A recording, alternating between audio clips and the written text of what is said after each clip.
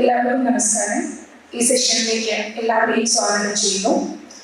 നമ്മുടെ ഈ സെഷൻ വിഭിന്നേഷവും ഘടകവും നവമാധ്യമങ്ങളുടെ നിലയും നിലപാടും. തത്സമയം ലോകത്തോട് സംവദിക്കാവുന്ന ഒരിടങ്ങളായിട്ട് നവമാധ്യമങ്ങൾ മാറിക്കൊണ്ടിരിക്കുന്ന ഈ ഒരു കാലഘട്ടത്തിൽ നമ്മുടെ ജീവിതത്തെ ആഴത്തിൽ സ്വാധീനിക്കാനും ഇടപെടാനും എല്ലാ നവമാധ്യമങ്ങൾക്കും കഴിയുന്നു എന്നുള്ളതാണ്. സംവേദനാത്മക ഘടകങ്ങളും അതുപോലെ തന്നെ പ്രതികരണങ്ങൾ, ഇടപെടലുകൾ എന്നിവയെല്ലാം തന്നെ പുതിയ വ്യാഖ്യാനങ്ങൾ ഇവയെല്ലാം തന്നെ നവമാധ്യമങ്ങളുടെ പ്രത്യേകതകളാണ്. വൈവിധ്യമാർന്ന പ്രതികരണങ്ങൾ, അഭിപ്രായ പ്രകടനങ്ങൾ, കാഴ്ചപ്പാടുകൾ എന്നിവയെല്ലാം പങ്കുവയ്ക്കാനുള്ള ഒരിടങ്ങളായി നവമാധ്യമങ്ങൾ മാറുന്നു എന്നുള്ളതാണ്. അതോടൊപ്പം തന്നെ വൈവിധ്യത്തെ ഉൾക്കൊള്ളാനും അവതരിപ്പിക്കാനുമുള്ള ഒരു സ്പേസ് ആയിട്ട് ഇന്ന് ന്യൂ മീഡിയ അഥവാ നവമാധ്യമങ്ങൾ മാറുന്നുണ്ട്.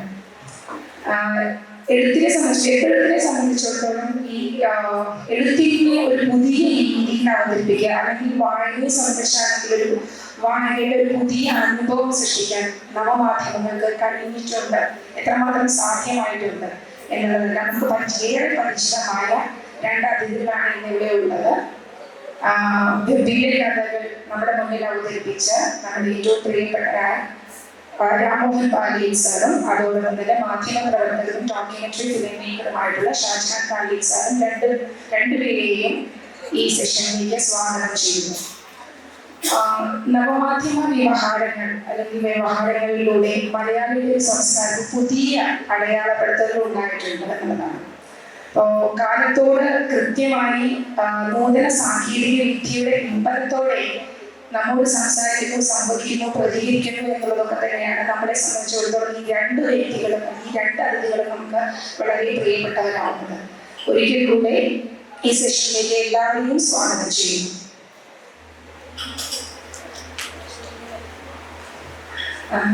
കല, സാഹിത്യം, എഴുത്ത് എന്നൊക്കെ പറയുന്നത് ഒരു കാലഘട്ടത്തെ അടയാളപ്പെടുത്തേണ്ടതുണ്ടോ? പ്രത്യേകിച്ചും ഈ പറയുന്ന പോലെ ഒരു നവമാധ്യമങ്ങളുടെ ഈ കാലഘട്ടത്തിൽ എത്രമാത്രം ഒരു നൈമിഷികമായ ആയുസാണ് ഇത്തരം രീതിയിലുള്ള എഴുത്തിനുള്ളത്?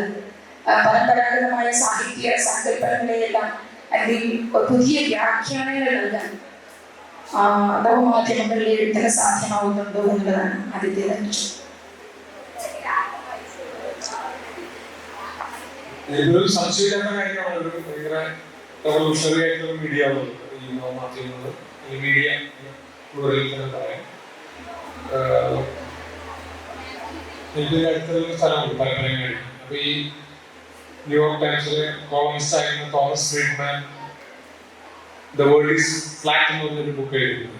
ഇതിന്റെ ഒരു ജേർണലിസ്റ്റിക് സ്റ്റഡിയാണ്. നമ്മുടെ ബുദ്ധിജീവികളും അംഗീകരിക്കുന്നതിൽ പോലും ഒരു പ്രധാനപ്പെട്ട പുസ്തകമാണ് ദ വേൾഡ് ഈസ് ഫ്ലാറ്റ്. ഞാനതിനെ ലോകമൊരു പരമ്പരങ്ങാടി എന്നാണ് മലയാളത്തിലാക്കിയിരിക്കുന്നത്.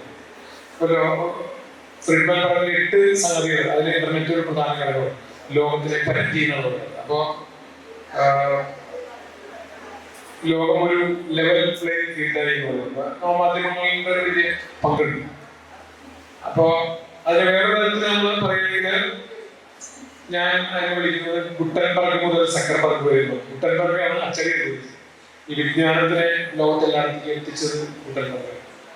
അപ്പൊ രണ്ടുപേരും ജർമ്മൻ വംശജരാണ്. സക്കർബർഗും ഗുട്ടൻബർഗും ജർമ്മൻ വംശജരാണ്. സക്കർബർഗിനെ ഈ നവമാധ്യമങ്ങളെ കമ്പനികളുടെ പ്രതിനിധിയായിട്ട് എടുക്കാൻ, കാരണം പ്രധാനപ്പെട്ട നവമാധ്യമങ്ങളെല്ലാം അദ്ദേഹത്തിന്റെ പോക്കറ്റിലാണ്. ഫേസ്ബുക്കും ഇൻസ്റ്റഗ്രാമും പിന്നെ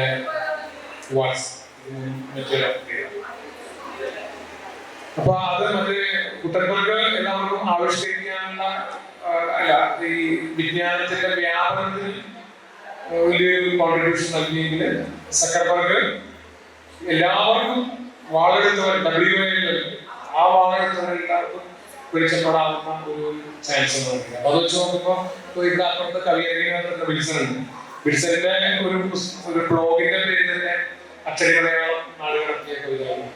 അപ്പൊ ഞാനൊരു വിവരത്തിൽ വിളിക്കുന്നത് വെച്ചാല് ഒരുപാട് ഇപ്പൊ ഈ നമ്മുടെ അച്ചടി സാഹിത്യത്തിൽ ഗുട്ടൻബർഗിന്റെ സാഹിത്യത്തില് പേപ്പർ ഉണ്ട്, പ്രിന്റിംഗ് മെഷീൻ ഉണ്ട്, പിന്നെ പ്രിന്റിംഗ് ഇങ്കുണ്ട്, പ്രിന്റിംഗ് ഉണ്ട്, പിന്നെ അതിന്റെ ലോജിസ്റ്റിക്സ് ഈ പുസ്തകമൊക്കെ അടിച്ചു കെട്ടി എല്ലാവർക്കും എത്തിക്കണം. ഡിഗ്രി കവിതാ സമാരങ്ങളായാലും നമ്മുടെ ഈ നവമാധ്യമങ്ങളാകുമ്പോൾ അങ്ങനെ ഇൻസ്റ്റന്റ് ആയിട്ടുള്ള ഗ്രാറ്റിഫിക്കേഷൻ കിട്ടുന്നത്. നമ്മൾ ക്ലിക്കിൽ കൂടെ തന്നെ ഒരു ക്ലിക്ക് ചെയ്യുന്നത് ലോകം മുഴുവൻ എല്ലാ ടൈം സോണുകളിലും ഒരേ സമയം എത്തുന്നു എന്നുള്ള സംഭവം. അപ്പൊ മറ്റൊരു ലിറ്ററേച്ചറിൽ 2 ടി വെച്ച് എഴുതാം. ലിറ്ററേച്ചറാണ് കുറെ ചവർസ് ആയിട്ടുണ്ട്.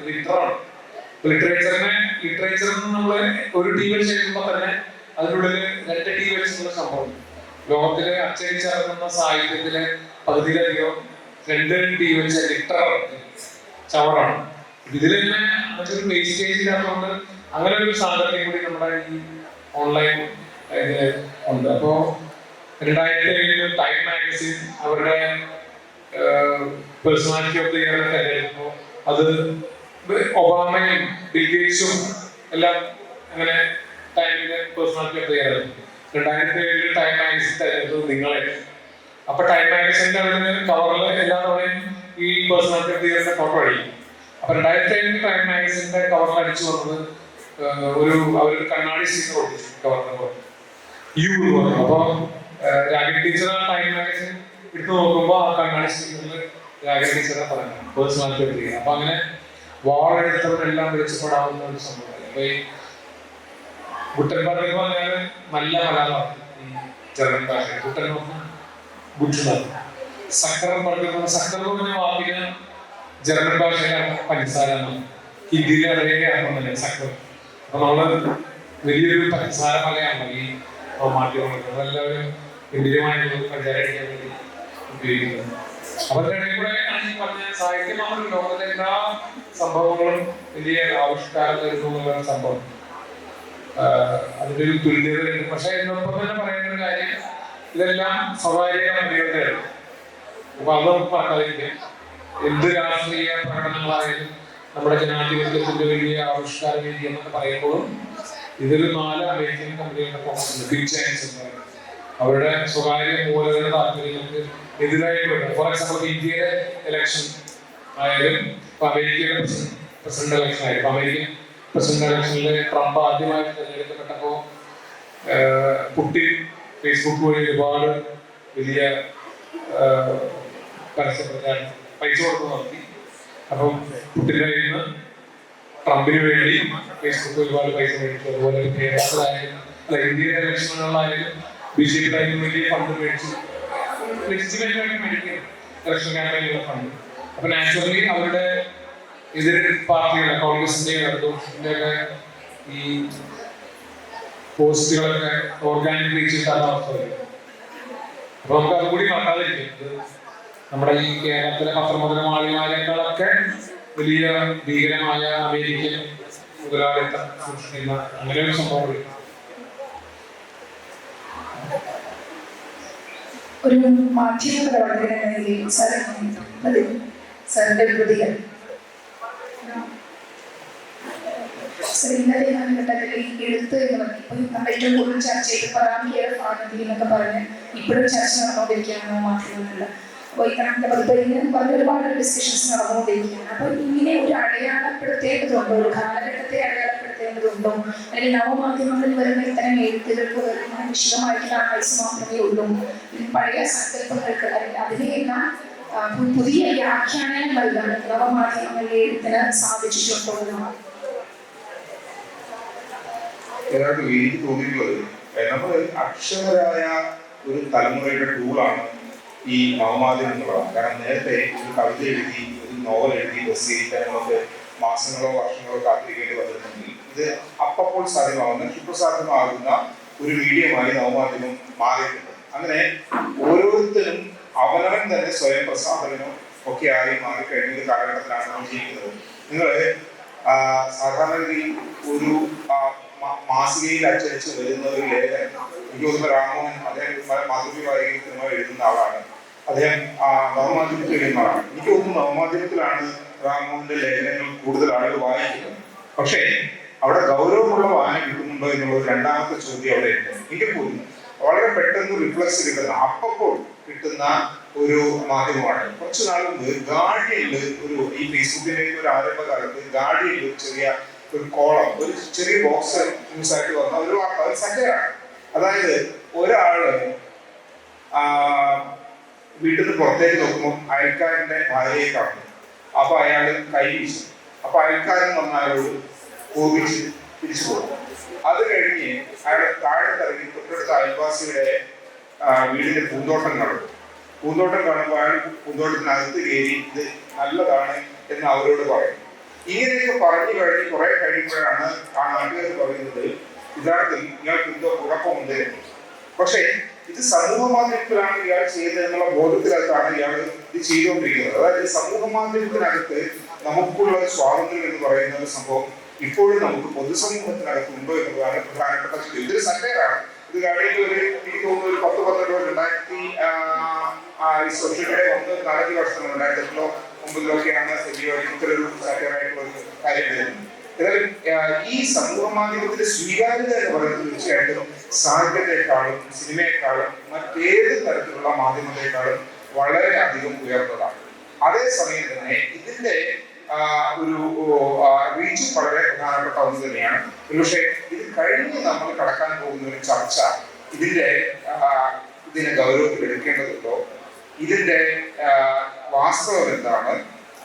ഇപ്പം ഒരുപക്ഷെ സമൂഹ മാധ്യമം ഉണ്ടായതിനു ശേഷമാണ് നമ്മൾ ഈ പോസ്റ്റ് എന്ന് പറയുന്ന ഒരു വാക്ക് പോലും ഉണ്ടാക്കേണ്ടി വന്നത് ഈ സമൂഹ മാധ്യമത്തിന് ശേഷമാണ്. നിങ്ങളൊന്നും കേൾക്കാത്ത എന്നും കേൾക്കുന്ന നിങ്ങളൊന്നും കാണാത്ത ഒരു സർവകലാശാലയുടെ പേരാണ് വാട്സാപ്പ് സർവകലാശാല. ഈ സർവകലാശാല എന്ന് പറയുന്ന വാട്സാപ്പ് സർവകലാശാല യഥാർത്ഥത്തിൽ നമ്മുടെ രാഷ്ട്രീയക്കാരുടെ ഒരു റൂളാണ് കഴിഞ്ഞ കുറച്ചു കാലമായി. സമീപകാലത്തായി നടത്തിയ ഒരു പഠനത്തിൽ പറയപ്പെടുന്നത് 78% ലൈസ് കളവുകളും ഉത്പാദിപ്പിക്കപ്പെടുന്നത് ഇതേ നമ്മളിപ്പം ശ്രീരാമൻ പറഞ്ഞതുപോലെ വളരെ അധികം സ്വീകാര്യതയുണ്ട്. പക്ഷെ ഒരുപാട് പ്രശ്നമുണ്ട്. അതേസമയം നമ്മൾ ഈ പറയുന്ന കളവുകൾ ഉത്പാദിപ്പിക്കപ്പെടുന്ന ഫാക്ടറിയായി ഈ 2-3 നവമാധ്യമങ്ങൾ മാറുന്നുണ്ടെന്നുള്ള 2-3 മാത്രമല്ല, ഏറ്റവും കൂടുതലായി 101 വെബ്സൈറ്റുകൾ. അതില് ചില വെബ്സൈറ്റുകൾ റിയൽ ട്രൂത്ത് എന്നാണ്. ഈ ട്രംപ് അമേരിക്കൻ ഇലക്ഷൻ ജയിക്കാൻ ഉപയോഗിച്ചിരിക്കുന്ന വെബ്സൈറ്റുകളിൽ 101ഓളം വെബ്സൈറ്റുകൾ ഫേക്ക് വെബ്സൈറ്റുകളായിരുന്നു. അതിനകത്ത് ട്രംപിന് വേണ്ടി നടത്തിയ വലിയ പ്രചാരണം ഉണ്ടായിരുന്നു. അതിലൊന്നിലാണ് കേരളത്തിൽ ഞാൻ ട്രംപിന് വോട്ട് ചെയ്യാൻ പോവുകയാണ് എന്ന് പറഞ്ഞിട്ടുള്ള അവർക്കൊരു പ്രചാരണം പിന്നീട് അവർ നിഷേധിക്കുകയും വരികയുണ്ടായിട്ടുണ്ട്. ഇന്നലെ നമ്മുടെ മലയാളത്തിൽ ഇങ്ങോട്ട് വരികയാണെങ്കിൽ ദേവസ്വത്തിലേക്ക് പോകണ്ട. ഇന്നലെ നമ്മുടെ നാദിർ ഷാ ഇന്നലെ ഒരു മാധ്യമത്തിൽ ഒരു നിഷേധം നടത്തുകയുണ്ടായി. അദ്ദേഹം മഞ്ജു വാര്യരെ കുറിച്ച് പറഞ്ഞതായി പറയപ്പെടുന്ന ചില വാക്കുകൾ അങ്ങനെയൊന്നും ഞാൻ പറഞ്ഞിട്ടേയില്ല. അപ്പൊ ഈ രീതിയിലേക്ക് കഴിഞ്ഞ 23-24 വർഷം കൊണ്ട് ഈ നവമാധ്യമത്തിന്റെ ഒരു പോക്ക് എങ്ങോട്ടാണ് എന്ന തരത്തിലുള്ള ആശങ്ക ഉണ്ടാക്കുന്ന തരത്തിലേക്ക് മാറിയിരിക്കുന്നു. അതേസമയം തന്നെ ഇതിനുണ്ടാകുന്ന റീച്ച് മറ്റൊരു സാഹിത്യത്തിനും ഒരു തരത്തിലുള്ള സാഹിത്യ മീഡിയ പുസ്തകമാവട്ടെ മറ്റേതെങ്കിലും തരത്തിലാവട്ടെ ഇല്ല എന്നുള്ളതാണ് അതിന്റെ ഒരു വാസ്തവം. നേരത്തെ നമ്മുടെ സെഷൻ പറഞ്ഞു വെച്ചിട്ടാണ് നമ്മളിപ്പോൾ തുടങ്ങുന്നത്. സാഹിത്യത്തെ സംബന്ധിച്ചാണെങ്കിലും വ്യക്തിയെ സംബന്ധിച്ചാലും ടെക്സ്റ്റിൽ നിന്നും ഒരു ഹൈപ്പർ ടെക്സ്റ്റ് സാഹിത്യത്തിലേക്കുള്ള ഒരു യാത്ര അതിനെ എങ്ങനെയാണ് സാർ നോക്കി കാണുന്നത്?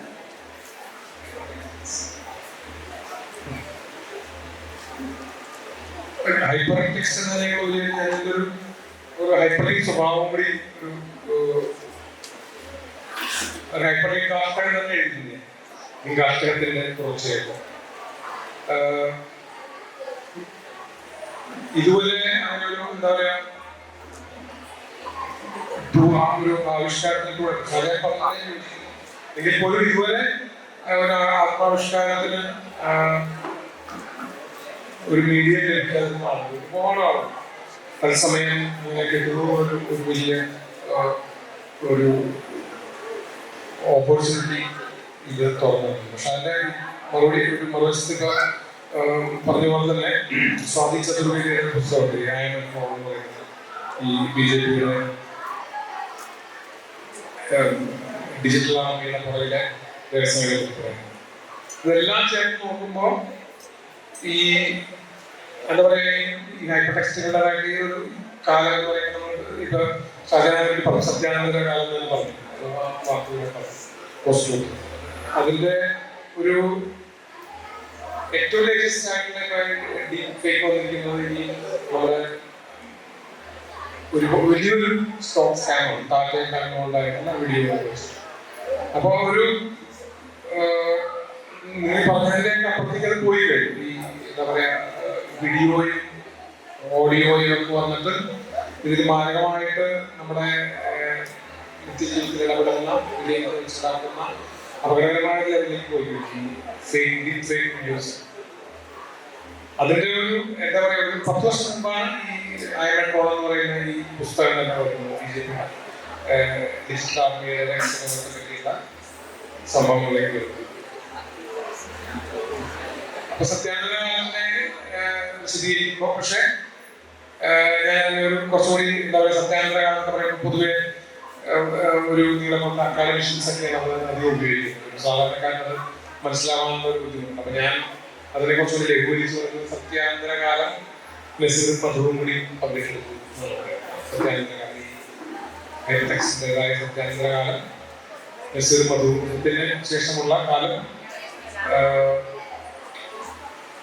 അത് ഇമ്മീഡിയറ്റ് കാലം. പക്ഷെ നമ്മൾ ഇങ്ങോട്ട് വരുമ്പോൾ സുപ്രധാനങ്ങളൊന്നും ഇല്ലാതെ ഇപ്പൊ മലയാളത്തിലേക്ക് ആരുടെ സുപ്രധാനം ചെയ്യുമ്പോൾ പറയാൻ പറ്റുന്ന അവസ്ഥ.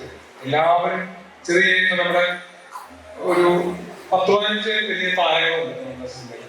ഒരു വലിയ താരങ്ങളില്ല. അതിന്റെ ഒരു സമാന്തര ലോകമാണ് സത്യാന്തര കാലം എന്ന് പറയുന്നത്. അതാണ് ഇതിനെപ്പറ്റി. ഡിജിറ്റൽ രീതിയിലുള്ള വായനാനുഭവ പ്രതികരണത്തെ കുറിച്ച് സജീവമായി ഇടപെടുന്ന ഒരു വ്യക്തിയാണ് സാർ. അപ്പോൾ അത്രയും രീതിയിലുള്ള വായനാനുഭവ പ്രതികരണം, അതുപോലെ തന്നെ നവമാധ്യമങ്ങളിലുള്ള പുതിയ സാങ്കേതിക റിയാലിറ്റി പോലെ എത്രമാത്രം ഒരു വായനാനുഭവത്തെ കൂടുതൽ ഉണ്ടാക്കിയിട്ടുണ്ട് എന്നാണ് സാർ തോന്നുന്നത്. മലയാളത്തിലെ ഏറ്റവും അറിയപ്പെടുന്ന എഴുത്തുകാരനാണ് മൂന്ന്. കുറച്ചു കാലം മുമ്പ് അദ്ദേഹം പറയട്ടെ, എനിക്കും മലയാളത്തിൽ എഴുതാൻ അറിയില്ല, ടൈപ്പ് ചെയ്യാനേ അറിവുള്ളൂ മൂന്നാണ്. അദ്ദേഹം നാട്ടുകാരൻ കൂടിയാണ്. അപ്പൊ നമ്മൾ ഈ കുറച്ചു കാലമായിട്ട് ഒരുമിച്ചുകൊണ്ടിരിക്കുകയാണ് ഈ ഭാഷ മരിക്കുന്നു, ഭാഷ മരിക്കുന്നു. യഥാർത്ഥത്തിൽ ഈ DTP എന്ന് പറയുന്ന സംവിധാനം വന്നതിന് ശേഷം, അതാണ് യഥാർത്ഥത്തിൽ നവമാധ്യമങ്ങളിലേക്ക് നമ്മൾ എത്തിക്കുന്ന ഈ ആൽഫബറ്റ് അല്ലെങ്കിൽ അക്ഷരം ആണല്ലോ ആദ്യം ഉണ്ടാകുന്നത്. അപ്പം ഈ സംഭവം വന്നതിന് ശേഷം യഥാർത്ഥത്തിൽ പലരുടെയും വായന, ടീച്ചർ പറഞ്ഞതുപോലെ ഈ ഇതിനകത്താണ് എല്ലാവരുടെയും വായന. കിൻഡിൽ എന്ന് പറയുന്ന നിങ്ങൾക്ക് അറിയായിരിക്കും, കിൻഡിൽ എഡിഷൻസ്, പുസ്തകങ്ങളുടെയൊക്കെ ഡിജിറ്റൽ എഡിഷൻസ്. കിൻഡിലിന്റെ വായന നമ്മൾ വിചാരിക്കുന്നതിന് അപ്പുറത്താണ്. പക്ഷേ ഒരു എന്താ പറയാ, കൃത്യമായിട്ടും ഒരു പരമ്പരാഗത വായനക്കാരുടെ ഒരു കുറ്റി അറ്റുപോകാത്ത കാലത്തോളം ഈ പുസ്തകങ്ങൾക്ക് ഒരു തീർച്ചയായിട്ടും ഒരു ആക്സെപ്റ്റൻസ് ഉണ്ടാകും. ആ പുസ്തകങ്ങളോട് നിലനിൽക്കുകയും ചെയ്യും. പക്ഷേ ഈ ഡിജിറ്റൽ വായനക്കകത്ത് ഞാൻ കണ്ടിട്ടുള്ള ഒരു പ്രശ്നം എന്ന് പറയുന്നത്, ഡിജിറ്റൽ വായനക്കകത്ത് കൂടുതലും ഡിജിറ്റൽ ദൃശ്യങ്ങൾ എന്ന പോലെ കടന്നു വരുന്നത് അത്രയൊന്നും സീരിയസ് അല്ല. കുറച്ച് ഫോളി എന്ന് പറയാവുന്ന രീതിയിലുള്ള കുറച്ച് ലഘുവായ കണ്ടന്റിനോടാണ് ഡിജിറ്റൽ വായനക്കകത്ത് വലിയ സ്വീകാര്യത കിട്ടുന്നതാണ് എൻ്റെ ഒരു അനുഭവം. ഡിജിറ്റൽ വായനക്കകത്ത് വളരെ സീരിയസ് ആയിട്ടുള്ള കണ്ടന്റ് എത്ര ആളുകൾ വായിക്കുന്നുണ്ട്, പ്രത്യേകിച്ച് ഒരു മീഡിയോക്കർ അല്ലെങ്കിൽ ലോവർ മീഡിയോക്കർ ആയിട്ടുള്ള വായനക്കാരെ വായിക്കുന്നത് മുഴുവൻ ഗൗരവമുള്ള വായനക്കാരെ മാറ്റി വെക്കാം. അവർക്ക് ഡിജിറ്റൽ എഡിഷനാണെങ്കിൽ പുസ്തകങ്ങളാണെങ്കിൽ അവർ ഡെഡിക്കേറ്റഡ് ആയിട്ട് ആളുകളുണ്ട്. അതർവൈസ് അല്ലാത്ത ആളുകളെ നമ്മൾ എടുക്കുമ്പോൾ തീർച്ചയായിട്ടും ഈ ഇതിനകത്ത് വരുന്ന പുഷ് ചെയ്യുന്നത്. അപ്പൊ നിങ്ങൾക്ക് ഒരു വീഡിയോ കണ്ടു കഴിഞ്ഞാൽ, നമ്മൾ കൂടെ പറയേണ്ടി വരുന്നത്, ഒരു റീൽ കണ്ടു കഴിഞ്ഞാൽ എന്തുകൊണ്ടാണ് നിങ്ങൾ അതേപോലെയുള്ള റീൽസ് വീണ്ടും വീണ്ടും കാണുന്നത് എന്ന് നിങ്ങൾ ആലോചിച്ചിട്ടുണ്ട്? നിങ്ങൾ ആമസോണിൽ ഒരു പ്രൊഡക്റ്റ് തിരഞ്ഞു കഴിഞ്ഞാൽ മീഷോ മുതൽ തുടങ്ങിയ എല്ലാവരും ആപ്പുകളും എന്തുകൊണ്ടാണ് നിങ്ങൾക്ക് അതേ പ്രൊഡക്റ്റ് നിങ്ങൾ അറിയാതെ ചെയ്യുന്നത്? നിങ്ങൾ ഗൂഗിൾ പേയില് നിങ്ങൾ ഒരു സാധനം വാങ്ങിച്ചു കഴിഞ്ഞാൽ അതേ സാധനം നിങ്ങളെ സമൂഹ മാധ്യമത്തിലൂടെ പുഷ് ചെയ്യപ്പെടുന്ന പലതരം ആപ്പുകളിൽ അതേ പ്രൊഡക്റ്റ് നിങ്ങളോട് വാങ്ങാൻ ആവശ്യപ്പെട്ട് നിങ്ങളുടെ സോഷ്യൽ മീഡിയയിൽ പരസ്യം തരുന്നത്. ഇങ്ങനെ കൃത്യമായിട്ടും നമ്മളെ നിരീക്ഷിച്ച് നമ്മൾ ഡിറ്റക്ട് ചെയ്യുന്ന ആ ഒരു അൽഗോരിതം സെറ്റ് ചെയ്ത ഫോണാണ് നിങ്ങളുടെ കയ്യിലുള്ളത്. നിങ്ങളുടെ ചോയ്സ് എന്ന് പറയുന്നത് നിങ്ങൾ ആക്ച്വലി ഫോഴ്സ്ഡ് ചോയ്സിന്റെ അടുത്താണ് ജീവിക്കുന്നു എന്നുള്ളതാണ് യഥാർത്ഥത്തിൽ നമ്മൾ അറിയാതെ പോകുന്ന അവസ്ഥ. അതുകൊണ്ട് നിങ്ങളുടെ വായനയും ഫോഴ്സ് ആയിട്ട് കഴിയണം. ഇപ്പൊ കഴിഞ്ഞ കുറച്ചു കാലമായിട്ട് ഞാൻ ചില തരം ഇംഗ്ലീഷ് കവിതകളൊക്കെ ഈ ഗൂഗിളിലൊക്കെ സെർച്ച് ചെയ്ത് കഴിഞ്ഞാൽ, മൊബൈലിലാണ് പ്രധാനമായിട്ട് അത് ചെയ്ത് കഴിഞ്ഞാൽ ഇന്ന് നമ്മൾ വരുന്ന മുഴുവൻ ടെസ്റ്റ് കുറെ അതായിരിക്കും. ഗൂഗിളിന്റെ എക്സെപ്റ്റ് എടുത്തു കഴിഞ്ഞാൽ പോലും പലപ്പോഴും ഇതുപോലെ നമ്മൾ ചെയ്യുന്ന സെർച്ച് എന്താണോ ആ സെർച്ചിനെ അനുസരിച്ച് സെറ്റ് ചെയ്ത അൽഗോരിതമനുസരിച്ച് അതും അതിന്റെ കച്ചവട സാധ്യതകളും ഉപയോഗപ്പെടുത്തിക്കൊണ്ടാണ് നമ്മുടെ മുമ്പിലേക്ക് ദൃശ്യങ്ങളും ടെക്സ്റ്റും ഒക്കെ വരുന്നത്.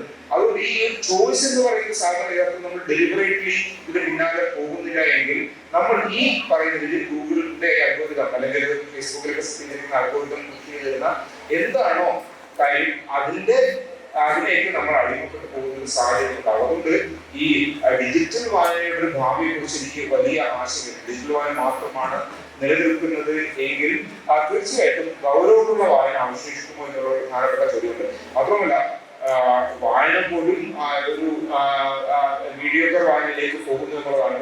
ടീച്ചറുടെ പുസ്തകത്തിന്റെ പേരൊക്കെ പറഞ്ഞു. ആ പുസ്തകത്തിന് എന്തെങ്കിലും സാഹിത്യമുള്ളതായിട്ട് ഞാൻ കണ്ടിട്ടില്ല. ഈ സമീപകാലത്ത് ഒരു എഴുത്തുകാരി, ഞങ്ങളുടെ പേര് പറയാൻ ഉദ്ദേശിച്ചില്ല, അവര് സാധാരണ രീതിയിൽ റീൽസ് ചെയ്യുന്ന ഒരു കാലമായിരുന്നു. അവരുടെ സാഹിത്യത്തിന് എന്തെങ്കിലും ഗുണമുണ്ടെന്ന് അറിയില്ല. കുന്നരുടെ പുസ്തകങ്ങൾ മാത്രമേ എഴുതും. പക്ഷെ അവരാണ് മലയാളത്തിൽ ഏറ്റവും അധികം സമീപകാലത്ത് അവരുടെ പുസ്തകമാണ് വിറ്റഴിക്കപ്പെട്ടിരിക്കുന്നത്. ഇങ്ങനെ ഈ ഇത്തരത്തിൽ ഡിജിറ്റലിൽ കൂടിയാണ് നമ്മൾ കാര്യങ്ങൾ നീങ്ങുന്നതെങ്കിൽ ഈ പറയുന്ന വീഡിയോ ക്രിട്ടിക് വലിയ രീതിയിൽ നമ്മളിലേക്ക് തള്ളി വരികയും ഗൗരവം എന്ന് പറയുന്ന അല്ലെങ്കിൽ ജെന്യുവൻ കണ്ടന്റ് എന്ന് പറയുന്ന തരത്തിലുള്ള കണ്ടന്റ് ഏറെക്കുറെ അപ്രത്യക്ഷമാവുകയോ അല്ലെങ്കിൽ ഭീഷണി നേരിടുകയോ ചെയ്യും എന്നുള്ളതാണ്, ഭീഷണി നേരിടുന്നത് എന്നുള്ളതാണ് എന്റെ ഒരു ഇതുവരെയുള്ള ഒരു ഇത്. എന്ന് മാത്രമല്ല, നിങ്ങള് സമീപകാലത്ത് നിങ്ങൾ വിറ്റഴിക്കപ്പെടുന്ന പുസ്തകങ്ങളുടെ പിന്നാലെ പോയി കഴിഞ്ഞാൽ ആക്ച്വലി വിറ്റഴിക്കപ്പെടുന്ന പുസ്തകങ്ങൾ, നിങ്ങൾ വാങ്ങാൻ ആഗ്രഹിച്ച പുസ്തകങ്ങൾ കഴിഞ്ഞ 15-20 വർഷമായി ഡിക്റ്റേറ്റ് ചെയ്യുന്നത് ട്രെൻഡാണ്, പുസ്തകത്തിന്റെ കണ്ടന്റ് ആണെന്ന ഒരു അഭിപ്രായം എനിക്കില്ല. മുമ്പാലത്തൊക്കെ എന്നെ കൂടുതൽ സാഹിത്യം വായിക്കുന്ന ആളാണ്. അങ്ങനെ ഒരു ട്രെൻഡ് രൂപപ്പെട്ടിട്ടുണ്ടോ എന്നുള്ളതാണ് പ്രധാനപ്പെട്ട ചോദ്യം.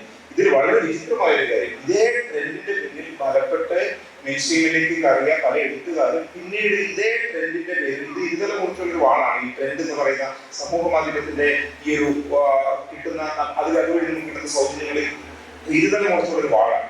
അപ്പൊ ഇതേ ട്രെൻഡ് പിന്നീട് അവർ വീഴ്ത്തിയതും പല എഴുത്തുകാരുടെ കാര്യത്തിലൊക്കെ നമ്മൾ കണ്ടിട്ടുണ്ട്. അപ്പൊ ഇതൊരു ഗൗരവമുള്ള ഒരു വിഷയമായി സമൂഹ മാധ്യമത്തിൽ കൂടെ കിട്ടുന്ന ജനകീയതയെ അത് അതേപോലെ തന്നെ അതിന് വേറെ തരത്തിലുള്ള യൂട്ടേൺ എടുക്കാനുള്ള സാധ്യത എപ്പോഴും നിലനിൽക്കുന്നു.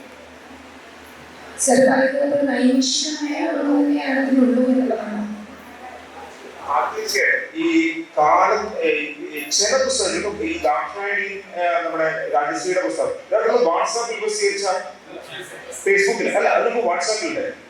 വാട്സാപ്പ് ഗ്രൂപ്പുകളിൽ ടീച്ചറ് ടീച്ചറ് വാട്സാപ്പ് ഗ്രൂപ്പുകളിലാണ് ആദ്യം പ്രസിദ്ധീകരിച്ചത്.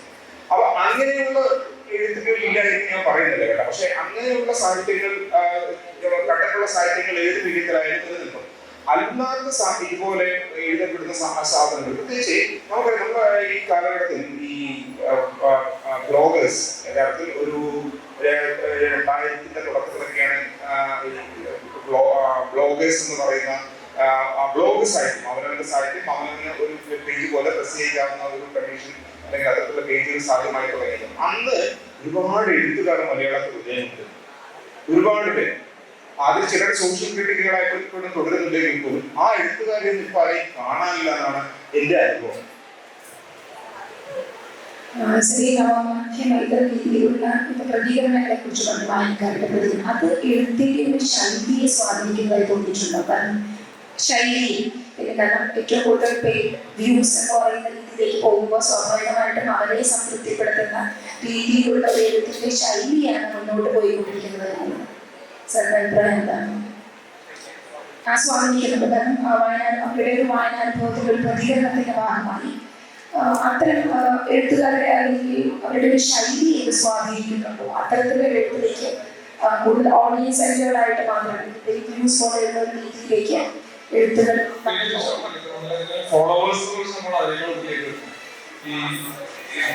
നമ്മുടെ കുട്ടികളുടെ ഗ്രിഡിന്റെ സംഭവം ഇൻസ്റ്റാഗ്രാമിൽ ആ ഗ്രിഡിന്റെ ഗ്രിഡ് മെയിൻറ്റെയിൻ ചെയ്യാൻ. അതായത് ഗ്രിഡ് നമ്മൾ നോക്കുമ്പോൾ ഒരു ഇൻസ്റ്റാഗ്രാം പോസ്റ്റിലേക്ക് നമ്മൾ ചെല്ലുമ്പോൾ ആ ഫുൾ ഗ്രിഡ് നമുക്ക് കാണാം മൊത്തം. അപ്പൊ അതിന്റെ ഒരു ക്വാളിറ്റി വലിയ ഇമ്പോർട്ടൻ്റ് ആയിട്ട് തരുന്നു. അതുപോലെ നമ്മൾ നേരത്തെ ടെക്സ്റ്റിന്റെ കാര്യങ്ങൾ ചേർത്ത് പറയുമ്പോൾ ഇതിന്റെ സാധ്യതകൾ ഭയങ്കരമായിട്ട് വീഡിയോ വേറെ ടെക്സ്റ്റ് അതിന് സാധ്യതകൾ ഉപയോഗപ്പെടുത്തുന്നില്ല. ഇതിന്റെ ശൈലി എന്ന് പറയുമ്പോൾ നമുക്ക് ചേർത്ത് പറയാൻ പറ്റും. പക്ഷെ ഈ ഫോർ എക്സാമ്പിൾ നമ്മുടെ പുതിയ ഇമോജീസ് ഉണ്ടാക്കാൻ പറ്റും. അത് ഇതിലൊരു എഴുത്ത് ശൈലിയുടെ ഭാഗമായിട്ട് കുറെ വാക്കുകൾ പറയാവുന്ന കാര്യം ഇതിലേക്ക് കൊണ്ടുവരാൻ പറ്റും. അങ്ങനെ കുറെ ഒരു പോസിറ്റീവ് വശങ്ങളുണ്ട് ഈ നമ്മുടെ ഈ ശൈലിപരമായ എന്താ പറയാ ഈ ഇതിലങ്ങനെ വായനക്കാരൻ സംഭവിക്കില്ല ശരിക്കും. അതുകൊണ്ട് അങ്ങനെ ഒരു എല്ലാവരും ഇത് അതാണ് സങ്കല്പം. ഇൻഫോർമലായി അങ്ങനെയൊക്കെ നമ്മുടെ വരേണ്യ ഭാഷ ബഷീറിന്റെ ഭാഷയിലേക്ക് വീണ്ടും വന്നു വേണമെങ്കിൽ പറയാം. ഒരു 20 കൊല്ലം മുമ്പൊക്കെ ആണെങ്കിൽ ശ്രീരാമോഹന് വെബിനേഴ്സ് എന്നുള്ള വാക്ക് ഉപയോഗിക്കാൻ പറ്റുമെന്നൊരു സംശയമുണ്ട്. കൃഷ്ണനാരൊക്കെ പറിച്ചു കയറിയാണ്. ഞാൻ തന്നെ ബ്ലോഗിൽ ചാരം പറഞ്ഞ ഓർക്കാം. അവനവന്റെ ഇത് ഭയങ്കരമായിട്ട് പറയുന്നതുകൊണ്ട് ഞാൻ തന്നെ ബ്ലോഗിൽ സ്വയം ബ്ലോഗ് എന്നാണ് അറിയുന്നത്. സ്വയം ബ്ലോഗ് എന്നാണ് ബ്ലോഗിൽ. അങ്ങനെ ഒരു സംഭവം ഉണ്ടെങ്കിൽ പോലും എനിക്ക് തോന്നുന്നത് ഈ ഇതിന്റെ ശൈലിയൊക്കെ നോക്കിക്കഴിയുമ്പോൾ ഇതിൻ്റെതായ ശൈലി നമ്മുടെ ഭാഷ അങ്ങനെ കുറെ അതിന്റെ കുറെ യൂണിറ്റ് അറിഞ്ഞുകൊണ്ടുമാണ്. കുറെ ഇൻഫോർമൽ സംഭവങ്ങളും ഷോർട്ട് ഫോംസും ഈ ചാറ്റിങ്ങിന്റെ ആദ്യകാലത്താണ് തോന്നുന്നത്. പക്ഷെ അത് എഴുത്തിലതിന് കുറെ ഇമോജികൾ കൊണ്ടുള്ള മൊത്തം സാഹിത്യങ്ങളുടെ ഇമോജികൾ കൊണ്ട് മാത്രം എഴുതുന്നില്ല. വളരെ കുറച്ച് ടെക്സ്റ്റ് മാത്രം ഉപയോഗിച്ചിരുന്ന സാഹിത്യം. പിന്നെ ഈ ഓഡിയോ ബുക്കുകളിലെ ഒരുപാട് സംഭവങ്ങൾ അങ്ങനെ ഒരുപാട് സാധ്യതകൾ തോന്നിയിരിക്കുന്നതാണ്. അപ്പൊ അതിന്റെ എല്ലാവരുടെയും കമന്റുകൾ ചിലപ്പോൾ പോസ്റ്റുകളെക്കാളൊക്കെ പ്രധാനപ്പെട്ട ഒരു സംഭവമായി തീരുന്നുണ്ട്. അപ്പൊ അതിന്റെ ശൈലികളൊക്കെ എന്തായാലും ഇൻഫ്ലുവൻസ് ചെയ്യുന്നു. ഓഡിയോ ബുക്കൊക്കെ വരുന്ന സമയത്ത് നമുക്ക് കുറച്ചുകൂടെ മൾട്ടി ടാസ്കിംഗ് അല്ലെങ്കിൽ ഈ ഒരു കാലഘട്ടത്തിലേക്ക് കുറച്ചുകൂടെ സാധ്യതകൾ കൂടുതൽ സാധ്യതകളില്ലേ ഓഡിയോ ബുക്ക് പോലെയുള്ള അല്ലെങ്കിൽ അത്തരം രീതിയിൽ വരുന്ന സാങ്കേതിക ഇന്ത്യയില് മലയാളത്തിലൊക്കെ അതിന്റെ പ്രതീക്ഷിച്ചത്ര നമ്മളെ പ്രധാനപ്പെട്ട ഓഡിയോ ബുക്ക് കമ്പനികളൊന്നും ഇവിടെ വന്നിട്ട് അത്രയും അവർക്ക് മാർക്കറ്റിംഗ് മീശയൊക്കെ ആദ്യമായിട്ട് മുഴുവൻ കേട്ടു. നമ്മുടെ രാജീവ് രാമനെ പോലുള്ള ഒരു സീനിയർ മാധ്യമ പ്രവർത്തകൻ മീശ മുഴുവൻ കേട്ടിട്ട് നോവലിനെ പറ്റി ഇൻട്രസ്റ്റ് ആയി. അതേപോലെ തന്നെ ഓഡിയോ ബുക്ക് എന്ന് പറയുന്ന ഈ പുതിയ മാധ്യമത്തെ പറ്റി ഇൻട്രസ്റ്റ് ആയിട്ട് പോസ്റ്റ് ചെയ്തിട്ട് ഞാൻ ഓർക്കുന്നു. ഇപ്പൊ കയറൊരു ബൃഹത്തായ വലിയ 1000 പേജുകൾ വലിയ നമ്മുടെ ഒരു മാസ്റ്റർ പീസ് നോവൽ കയറിന്റെ ഓഡിയോ പുസ്തകം വായിച്ചിരിക്കുന്നത് ഞങ്ങളൊക്കെ സമയത്ത് ഗാന്ധി യൂണിവേഴ്സിറ്റി സ്ഥിരമായിട്ട് കഥാപ്രസംഗത്തിന് ഒരു ഫസ്റ്റ് ഞാൻ പറഞ്ഞു പുതുമനായ ഒരു സർക്കാർ ഉദ്യോഗസ്ഥനാണ് അദ്ദേഹം. അതിന്റെ പല ടോണാലിറ്റികളും ഈ പല പല കഥാപാത്രങ്ങൾക്ക് അനുസരിച്ച് ഇവരൊരു മിമിക്രി കലാകാരനൊക്കെ പോലെ ഒരു ടോണൊക്കെ മാറ്റി ചെയ്യുന്നു. അപ്പൊ നമ്മുടെ സമയത്ത് അവർക്ക് ഡ്രൈവ് ചെയ്യുമ്പോഴൊക്കെ തന്നെ ഒരുപാട് ഉപയോഗിക്കാൻ പറ്റിയ സംഭവം. അപ്പൊ അങ്ങനെ ഒരു വലിയ ഒരു റെവല്യൂഷൻ ആ സാധ്യത പോഡ്കാസ്റ്റ് നമ്മുടെ എസ്കോവാലക്ഷ്മി ഒരുപാട് പോഡ്കാസ്റ്റുകൾ ചെയ്യുന്നത് ഒരു റെവല്യൂഷണറി സാധ്യതയുണ്ട്. പക്ഷെ നമ്മളുടെ പാരമ്പര്യത്തിൽ ഇല്ലാതെ തോന്നുന്നു. കഥാപ്രസംഗം ഒക്കെ ഉള്ള ഒരു ആണെങ്കിൽ പോലും ഈ നമ്മുടെ ഓഡിയോ ബുക്കുകൾ പോലുള്ള വലിയ പുതിയ വിദേശങ്ങളിൽ കുറച്ചുകൂടി അതിന് വലിയ പ്രചാരമുണ്ട്. അതിന്റെ സംഭവങ്ങൾ വന്നിട്ട് ഒരു പരിധി അത് വലിയ സാധ്യതയുണ്ട്. പറഞ്ഞ അത് വലിയ സാധ്യതയുണ്ട്. നമ്മുടെ പ്രത്യേകിച്ച് നമ്മുടെ ഞാൻ നേരത്തെ കുട്ടൻപറയുടെ കാര്യം പറഞ്ഞു. ഇവിടെ അച്ചടി ഇന്ത്യയിൽ ഉണ്ടായിട്ടില്ല. നമ്മൾ ഈ ഹിന്ദു വർഗീയവാദിയുടെ ഭരണകൂടെല്ലാം ഉണ്ടായിരുന്നു. ദശാവതാരം ഭയങ്കര പഴയ. പക്ഷെ ഇതിനകത്ത് ഒരു പ്രധാന കാര്യം പറഞ്ഞു അച്ചടി എന്നുള്ള സാധനമില്ല, പുസ്തകം എന്നുള്ള സാധനം. ഇതെല്ലാം ആറ്റം ബോംബ് വഴി ടെസ്റ്റ് ഉണ്ടാക്കി സിമ്പിൾ സാധനം അച്ചടി അടിസ്ഥാനമായ സംഭവിക്കും. അതിന്റെ ഒരു കാര്യമാണ് നമുക്കൊരു കണ്ടുപിടിക്കാമായിരുന്നു. പക്ഷെ വിജ്ഞാനം കുറച്ച് ആൾക്കാരുടെ പ്രിവിലേജ് ആയതുകൊണ്ട് മനഃപൂർവ്വം കണ്ടുപിടിക്കാതിരുന്നതിന് വേണ്ടി പറയാം. അപ്പോഴാണ് ഈ കുട്ടൻപറമ്പിന്റെ നമ്മൾ തുഞ്ചത്തെഴുത്തിന്റെ യൂണിവേഴ്സിറ്റി ഇരിക്കുന്നു. തുഞ്ചത്തെഴുത്തിന്റെ അതേ പ്രാധാന്യം നമ്മുടെ ഭാഷയ്ക്ക് 2 പിതാക്കന്മാരുണ്ടെന്ന് ഞാൻ വിചാരിക്കുന്നത്. അത് തുഞ്ചത്തെഴുത്തിന്റെ പരിചയം കേരളത്തിലേക്ക് അച്ചടി കൊണ്ടുവന്നു. അത് ഈ തിരൂർക്കാരനായ തുഞ്ചത്തെഴുത്തോളം ഈ ഒരുപക്ഷെ അതിനേക്കാളും ഞാൻ നമ്മുടെ ഭാഷയുടെ പിതാവായിട്ട് കരുതുന്നത് ഈ പരിചയം. അപ്പൊ ഈ ഇതിനെ കുറിച്ച് നമ്മൾ ആലോചിക്കുമ്പോ ഈ നമ്മുടെ ഈ നവമാധ്യമങ്ങളിലേക്ക് എത്തുമ്പോൾ അത് കുറച്ചും കൂടി എല്ലാവർക്കും അവതരിപ്പിക്കാവുന്ന ഒരു സംഭവം കൂടി തരുകയാണ്. ഒരു മാധ്യമപ്രവർത്തകൻ എന്ന നിലയിൽ നവമാധ്യമ ഭാഷ സ്വാഭാവികമായിട്ടും പരമ്പരാഗത മാധ്യമങ്ങളിൽ സമൂഹ മാധ്യമങ്ങളുടെ ഭാഷ മലയാള മാധ്യമങ്ങളെ നന്നായിട്ട് ബാധിക്കുന്നുണ്ടെന്ന് മാത്രമല്ല മലയാള മാധ്യമങ്ങളുടെ തലക്കെട്ട് യഥാർത്ഥത്തിൽ സമൂഹ മാധ്യമങ്ങളുടെ ഭാഷയാണ്.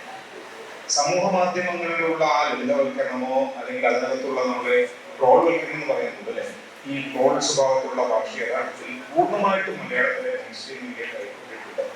പ്രധാനപ്പെട്ട സംഭവങ്ങൾ നടക്കുമ്പോൾ, പ്രധാനപ്പെട്ട വലിയ പ്രശ്നങ്ങൾ ഉണ്ടാകുമ്പോൾ, പ്രധാനപ്പെട്ട സറ്റയർ സംഭവങ്ങൾ ഉണ്ടാകുമ്പോഴൊക്കെ ഈ നവമാധ്യമങ്ങളുടെ അതേ ശൈലിയിലാണ് യഥാർത്ഥത്തിൽ മലയാളത്തിൽ മുഖ്യധാരാ മാധ്യമങ്ങൾ വരുന്നത്. പക്ഷേ മാധ്യമങ്ങളുടെ ഭാഷ കൈമോശം വരുന്നു എന്നതിനെ വ്യാഖ്യാനിക്കേണ്ടതില്ല. 100-150 കൊല്ലം മുമ്പുള്ള നമ്മുടെ ഭാഷ അത്ര കണ്ട് വായിച്ചു കഴിഞ്ഞാൽ അത്ര കണ്ട് അഭിമാനിക്കാവുന്ന രീതിയിൽ ഇപ്പോൾ ശ്രീ രാമൻ പറഞ്ഞതുപോലെ യഥാർത്ഥത്തിൽ കുറച്ചു പേരിലേക്ക് ലിങ്ക് ചെയ്തുകൊണ്ട് ഇത് കുറച്ചു പേരുടെ മാത്രം അവകാശമാക്കി മാറ്റിയിരുന്ന ഒരു കാലമുണ്ടായിരുന്നു. എഴുത്തിൽ അത് തന്നെ സംഭവിച്ചത്. ഈ പ്രസാദം എന്ന് പറയുന്നത് കുറച്ചാളുകൾക്ക് മാത്രം പുസ്തകമായിരുന്ന സ്ഥലത്ത് നിന്നാണ് വളരെ പെട്ടെന്ന് സാധ്യമാകുന്ന രീതിയിൽ ഓരോരുത്തർക്കും അവരുടെ എഴുത്തോ പുസ്തകങ്ങളോ പ്രസാദനം ചെയ്ത് അത്തരം ഇടത്തിലേക്ക് ചില ആളുകൾ പുസ്തകമാക്കി വിളിച്ചിരുന്ന ഇടത്തിലേക്ക് മുഖ്യധാര മാധ്യമങ്ങൾ എന്ന് പറയുന്നത് പോലും നമുക്ക് മലയാളത്തിൽ ഉണ്ടാകുന്ന മാധ്യമങ്ങൾ അന്ന് എഴുതുന്നത് വലിയൊരു പ്രിവിലേജ് ആയിരുന്നു. ഇപ്പൊ എന്താണ്, ആ മാധ്യമങ്ങളിൽ എഴുതുന്നതിനേക്കാൾ കൂടുതൽ ആളുകൾ വായിക്കപ്പെടുന്ന രീതിയിൽ നവമാധ്യമങ്ങളിലെ ചില എഴുത്തുകാർ മാറിയിട്ടുണ്ടാക്കി സ്വന്തമായ ഇടമുണ്ട്. അങ്ങനെ വലിയൊരു ജനകീയവൽക്കരണമാണ്. ഇതിനും അപ്പുറം മനുഷ്യന്റെ ഒരു റിഫ്ലക്സ് എന്ന് പറയുന്നത് വലിയ കാര്യമാണ്. മനുഷ്യ ഇത്രയും നൂറ്റാണ്ട് ജീവിച്ചു പോകുന്ന പ്രീമിയസ് ആയിട്ട് ഈ ഹോമോസാപ്പി എന്ന് പറയുന്ന സ്പീഷീസ് കൂടെ ഉണ്ടെന്ന് കരുതുന്നത്. ഇത്രയും കാലത്തിലേക്ക് മനുഷ്യൻ റിഫ്ലക്സ് ഏറ്റവും ആക്റ്റീവ് ആയിട്ടുള്ളത് കഴിഞ്ഞ 30 വർഷങ്ങളാണെന്ന് വിശ്വസിക്കുന്നത്. കാരണം ഒരു പൊതു പ്രശ്നം വന്നു കഴിഞ്ഞാൽ ഒരു നേതാവിനെ, ഒരു ഏതെങ്കിലും തരത്തിൽ ഒരു സമൂഹത്തെ നയിക്കുന്ന ഒരാളിനെ, അല്ലെങ്കിൽ ഏതെങ്കിലും തരത്തിൽ അത്തരത്തിൽ ഇടപെടുന്ന ഒരാളിനോട് റിഫ്ലക്സ് അറിയിക്കാൻ മറ്റു മാധ്യമങ്ങൾ ഉണ്ടായിരുന്നു, ഒരു മീഡിയം ഉണ്ടായിരുന്നില്ല. ഈ മീഡിയം ടെലിവിഷൻ വന്നതോടുകൂടി കുറച്ചൊക്കെ വന്നുവെങ്കിൽ പോലും നവമാധ്യമങ്ങൾ വന്നതോടുകൂടി ആ റിഫ്ലക്സ് എന്ന് പറയുന്ന സംഭവം എത്ര പെട്ടെന്ന് ഈ റിയാക്ഷൻ ആളുകളെ അറിയിക്കാമോ എന്നുള്ള ഒരു പ്രധാനപ്പെട്ട ചോദ്യം, അതിനുള്ള വളരെ ഇപ്രസാധ്യമായിട്ടുള്ള ഒരു പ്ലാറ്റ്ഫോമായിട്ട് ഇത് മാറിയിട്ടുണ്ട്. എന്ന് മാത്രമല്ല, ഇതിനകത്ത് വളരെ കൃത്യമായിട്ടും ഈ ഇങ്ങനെ എഴുതി വന്ന ആളുകൾ പലപ്പോഴും മുഖ്യധാരാ മാധ്യമങ്ങളിൽ ഇപ്പോൾ കമന്റേഴ്സ് ആയിരിക്കുന്ന പലരും ഇതുപോലെ സമൂഹ മാധ്യമങ്ങളിൽ കമന്റിട്ട് വന്ന ആളുകളാണ്. മുമ്പ് സാധ്യമായിരുന്നില്ല. നിങ്ങൾക്ക് ഏതെങ്കിലും തരത്തിലൊരു ഒപ്പീനിയൻ മേക്കർ ആണെങ്കിൽ നിങ്ങൾക്ക് പ്ലാറ്റ്ഫോം ആവശ്യമായിരുന്നു. നിങ്ങളൊരു എഴുത്തുകാരനോ, നിങ്ങളൊരു രാഷ്ട്രീയക്കാരനോ, നിങ്ങൾ ഏതെങ്കിലും സാംസ്കാരിക ബുദ്ധിജീവിയോ ആണെന്നായിരുന്നു നിങ്ങൾക്ക് അഭിപ്രായം പറയാൻ. അങ്ങനെ ഒരു ജനകീയവൽക്കരണം ഈ സമൂഹ മാധ്യമം വഴി നടന്നിട്ടുണ്ട് എന്നുള്ളത് പൂർണ്ണമായിട്ടും യാഥാർത്ഥ്യമാണ്.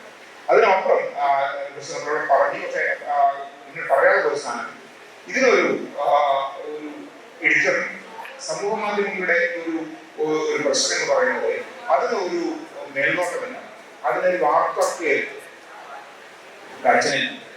അപ്പൊ സ്വാഭാവികമായിട്ടും ആ പൊതുകെ തിരക്കല്ല എങ്കിൽ പോലും അതിന് എഡിറ്റോർഷിപ്പ് ഇല്ല.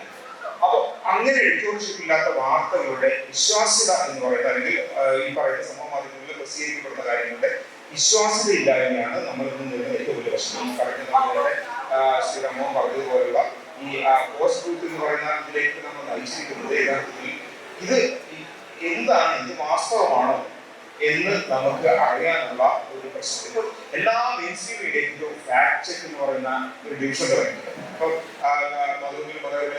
ഞാൻ ജേർണലിസം പഠിപ്പിച്ചിട്ടുള്ള കുട്ടികളാണ്. ഈ കുട്ടികളുടെ അവരെ ഞാൻ പലപ്പോഴും മനസ്സിലാക്കി അവർക്ക് സെർച്ച് ചെയ്തെടുക്കാനുള്ള ഒരു ബുദ്ധി അവർക്ക് ഉണ്ടാവണം. അതാണ് ബേസിക്കലി എന്താണ്, എവിടെ നിന്നായിരുന്നു നമ്മൾ ക്രോസ് ചെക്ക് ചെയ്യേണ്ടത്. അങ്ങനെ ഈ ഫാക്ട് ചെക്കിംഗ് എന്ന് പറയുന്ന ഒരു സംവിധാനം യഥാർത്ഥത്തിൽ ഫേസ്ബുക്കിൽ പോലും ഉണ്ട്. ഫേസ്ബുക്കിൽ ഫാക്ട് ചെക്കിംഗ് ഉണ്ട്. പക്ഷേ 79% കളവുകളും ഇപ്പോഴും പ്രചരിപ്പിക്കപ്പെടുന്നത് ഫേസ്ബുക്ക് വഴിയാണ് എന്നാണ്. അപ്പം ഫാക്ട് ചെക്കിങ്ങിന് വേണ്ടിയിട്ട് വലിയൊരു സംവിധാനം ലക്ഷക്കണക്കിന് ഡോളർ മുടക്കി ഫേസ്ബുക്ക് പോലെയുള്ള, അതായത് പ്രചരിപ്പിക്കുന്ന ആള് തന്നെ ഇത് തടയാനുള്ള സംവിധാനം ഏർപ്പെടുത്തിയിട്ട് പോലും ഇങ്ങനെ പ്രചരിച്ചുകൊണ്ടിരിക്കുന്നു. നേരത്തെ പറഞ്ഞതുപോലെ ഈ സംവിധാനം കഴിഞ്ഞ അമേരിക്കൻ തെരഞ്ഞെടുപ്പിലും അതിന് തൊട്ടുമുമ്പുള്ള ഇന്ത്യയുടെ 2 തെരഞ്ഞെടുപ്പുകളിലൊക്കെ തന്നെ വ്യാപകമായി ഉപയോഗിക്കുന്നത്. ഗാംഷി പറഞ്ഞതനുസരിച്ചാണെങ്കിൽ ഇത് ഫാസിസത്തിന്റെ ടൂളാണ്.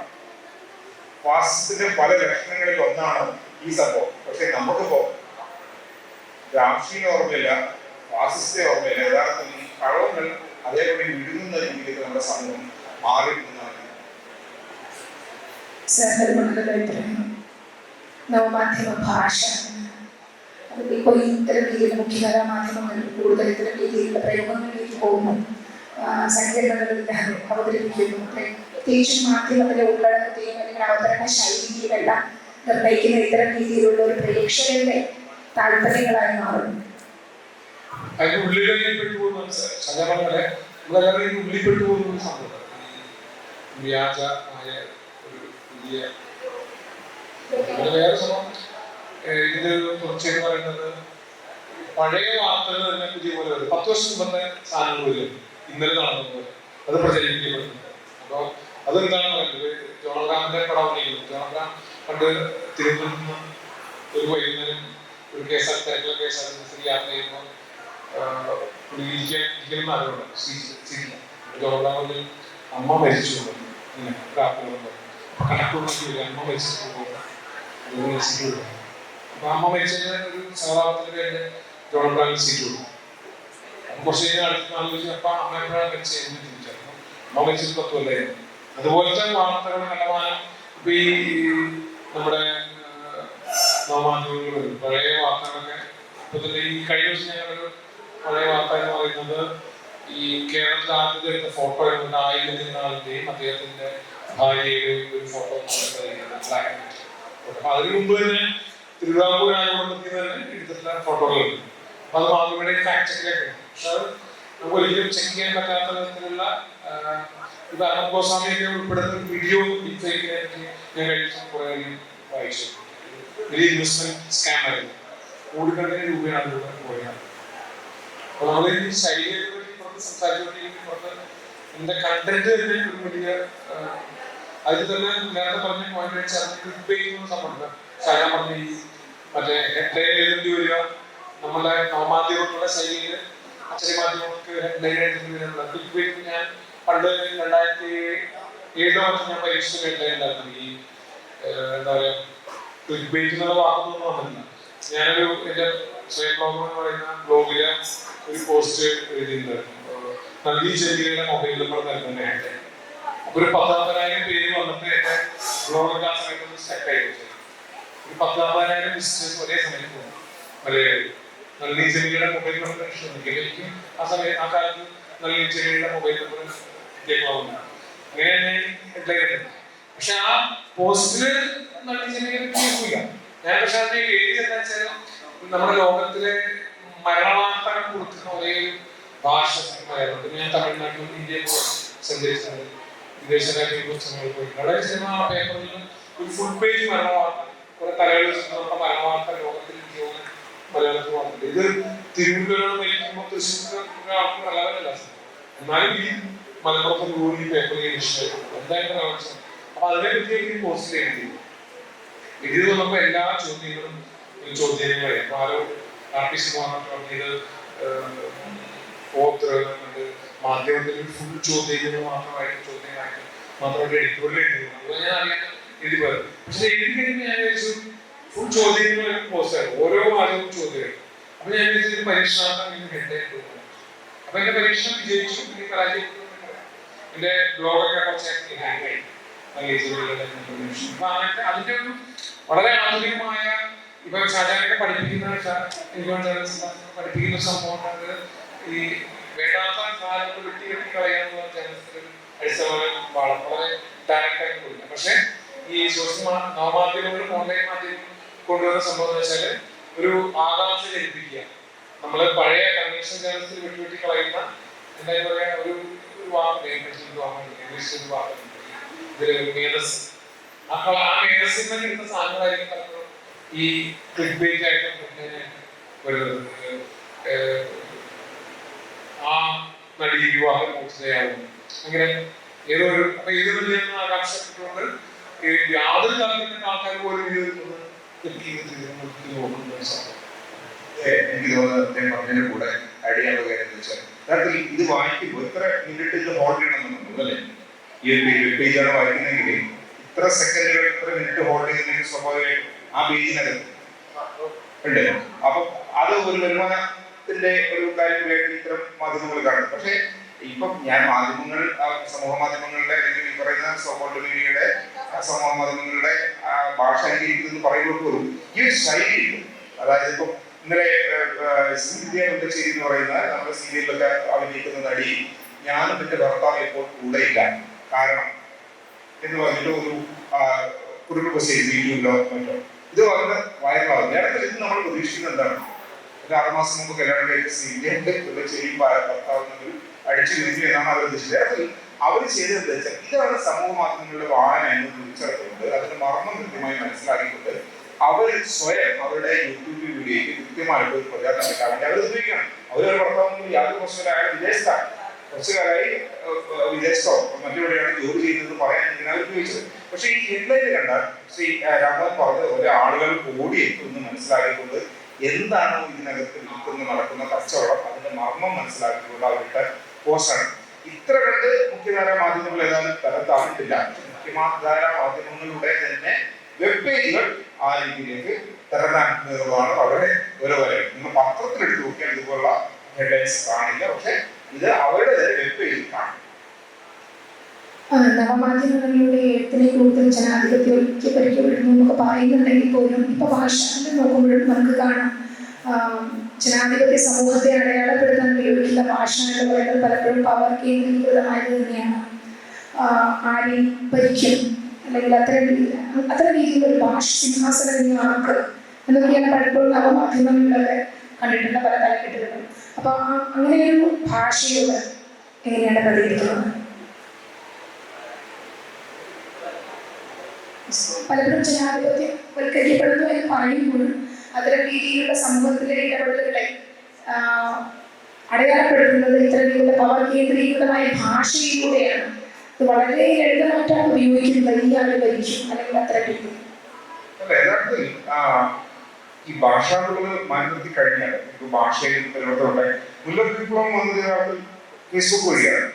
ലോകത്തിലെ സ്ക്വയറിന്റെ കാലത്ത് ഫേസ്ബുക്ക് ഉണ്ടായിരുന്നില്ല എന്ന് ചിന്തിക്കാൻ. പക്ഷേ സ്ക്വയറിന്റെ കാലത്ത് ഫേസ്ബുക്ക് ഉണ്ടായിരുന്നു എനിക്ക് തോന്നുന്നത് അത് കുറെ കൂടി സജീവമായതിനെ. പക്ഷേ അതെ യൂട്യൂബ് ക്യാമ്പയിൻ പക്ഷേ ഇന്ത്യയിലെ സ്ത്രീകൾക്ക് പൊതുവിടത്തിൽ വരുന്ന സ്ത്രീകൾ നേരിട്ട ഏറ്റവും വലിയ പ്രശ്നമായിരുന്നു ഈ കാശ്മീർ മുതൽ രാഷ്ട്രീയക്കാരടക്കം സ്ത്രീകളോട് നടത്തിയിട്ടുള്ള പലതരത്തിലുള്ള ലൈംഗിക ചൂഷണങ്ങൾ. അതിനെതിരെ ഒരു അവബോധം ഉണ്ടായി യൂട്യൂബ് ക്യാമ്പയിൻ വഴിയാണ്. യഥാർത്ഥത്തിൽ യൂട്യൂബ് ക്യാമ്പയിൻ അകത്ത് പലരും ഇപ്പോഴും പറയുന്നത് കേസായിട്ടില്ല, വെറുതെ ഉന്നയിച്ചു പോയി. യഥാർത്ഥത്തിൽ അതുണ്ടാക്കിയിരിക്കുന്ന സാമൂഹിക മാറ്റം എന്ന് പറയുന്നത് അവർ ജനകീയവൽക്കരണത്തിന്റെ വേറൊരു ഭാഗമാണ്. അതുപോലെ തന്നെയാണ് ഈ രാഷ്ട്രീയക്കാരോടുള്ള പ്രതികരണങ്ങൾ. ഇപ്പൊ നമുക്ക് സാധാരണ രീതിയിൽ തലയിൽ കെട്ടിവെക്കുന്ന ചില സ്ഥാനാർത്ഥികളൊക്കെ വരുമ്പോൾ അതിന്റെ ഉടൻ പ്രതികരണങ്ങൾ ഉണ്ടാകുന്ന സമൂഹ മാധ്യമങ്ങളിലാണ്. അങ്ങനെ സമൂഹത്തിനകത്ത് സമൂഹ മാധ്യമങ്ങൾ കൃത്യമായി ഇടപെടുന്നു. എന്തൊക്കെ പറഞ്ഞു കഴിഞ്ഞാലും അതിന്റെ ഭാഷക്കകത്ത് ഞാൻ ഈ പറഞ്ഞതുപോലെ ഭാഷ ഈ മുഖ്യധാര മാധ്യമങ്ങളുടെ ഭാഷയിൽ വെള്ളം ചേർക്കാൻ അവർ നിർബന്ധിതരായതുപോലെ സമൂഹ മാധ്യമങ്ങളിലെ അവരുടെ ഈ സാധാരണഗതിയിലുള്ള ഭാഷയാണ്. ആ ഭാഷയിലുള്ള ഭാഷക്ക് ഇത് ഗുണം ചെയ്തിട്ടുള്ള അഭിപ്രായമായിരിക്കില്ല. ഈ പറയുന്ന രീതിയിൽ സമൂഹ മാധ്യമങ്ങളിലുള്ള ഭാഷ ഏതെങ്കിലും തരത്തിൽ നമ്മുടെ ഭാഷയുടെ വളർച്ച ഗുണം ചെയ്തിട്ടുണ്ടെന്നറിയില്ല. പക്ഷെ ഭാഷ ജനകീയവൽക്കരിക്കുന്നു എന്നുള്ളതാണ്. മലയാളം കമ്പ്യൂട്ടിംഗ് മലയാളത്തിലെ കൃഷി എന്ന് പറയുന്നത് പറയാം. നമ്മുടെ കൺവെൻഷണൽ സാഹിത്യങ്ങളോ അല്ലെങ്കിൽ ടെക്സ്റ്റുകളോ അധ്യാപന രീതികളൊക്കെ ഉപരിയായിട്ട് മലയാളം കമ്പ്യൂട്ടിംഗ് മലയാളത്തിന് യൂണിക് കോഡ് വന്നു. പിന്നെ അതുപോലെ ഇപ്പോൾ ഓഡിയോ സ്പീച്ച് ഒരുപാട് ആളുകൾ മലയാളം എഴുതാൻ അറിയാത്ത ആൾക്കാർ പോലും മലയാളം എഴുതാവുന്ന അവസ്ഥ. ഈ ഓഡിയോ ഗൂഗിളിലെ ഒരുപാട് സേവനങ്ങളുണ്ട് മലയാളത്തിന്. വലിയ വലിയ സ്പീച്ച് ടെക്സ്റ്റ് ആക്കാവുന്ന സ്പീക്കറിനെ കൊണ്ടുവച്ചാൽ ഈ ആപ്പ് വെച്ച് കഴിഞ്ഞാൽ നമ്മൾ പറയുന്നത് നമുക്ക് ടെക്സ്റ്റ് ആക്കുന്ന സംഭവങ്ങൾ. ഞാൻ വേറെ കാര്യം ആലോചിക്കുന്നത് നമ്മുടെ ഈ മനോഹരമായ സത്യവേദ പുസ്തകം എന്ന് പറയുന്ന പഴയ നിയമവും പുതിയ നിയമവും ചേർന്ന ഈ ഏറ്റവും എക്കാലത്തെ ഏറ്റവും നല്ല മലയാള എന്ന് പറയാവുന്ന സാധനം ഇങ്ങനെ ഡിജിറ്റൈസ് ചെയ്തത്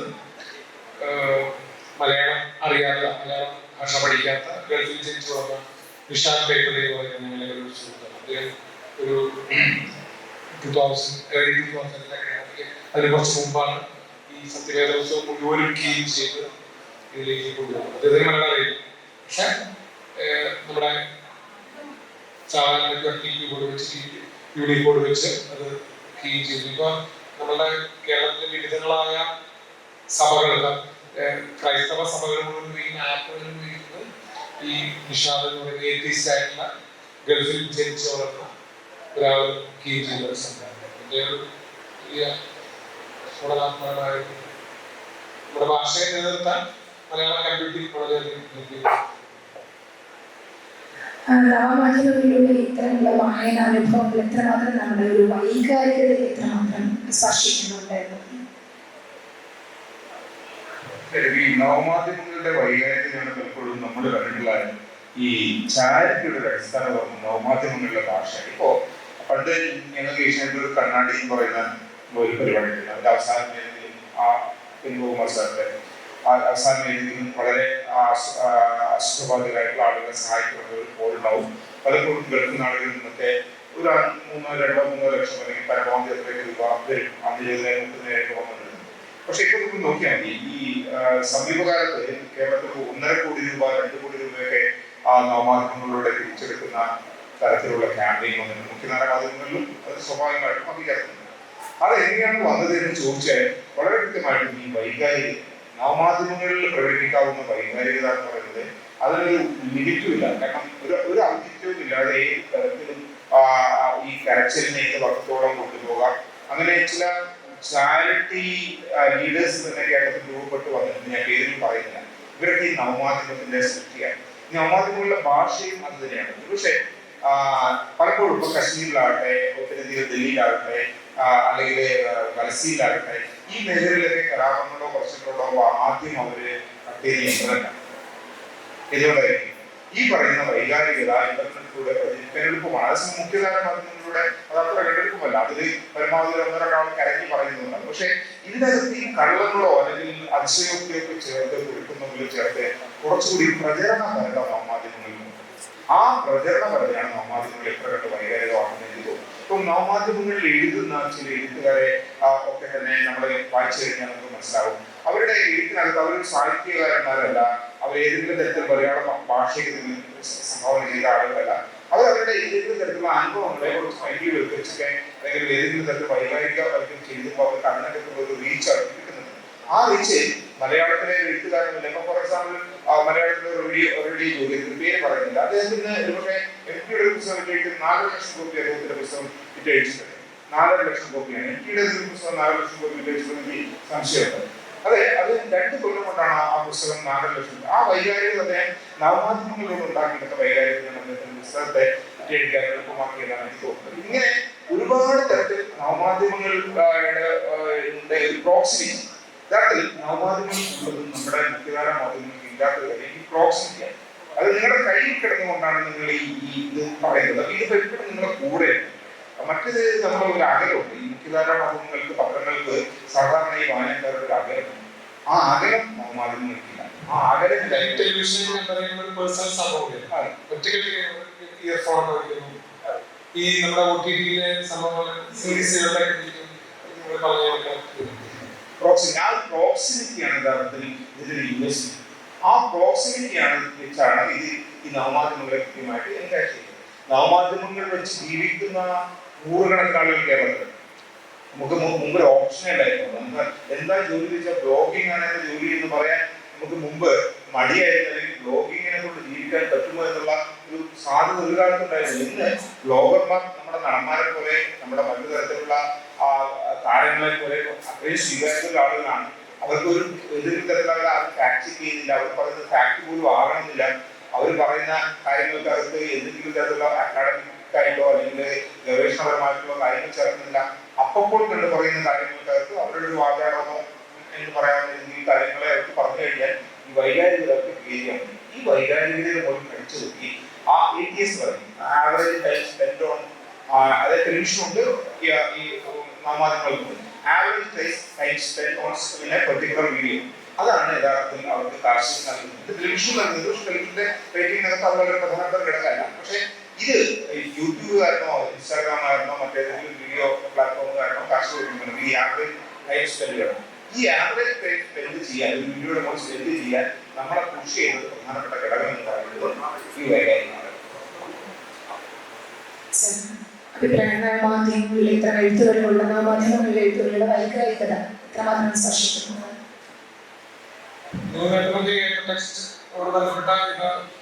ഈ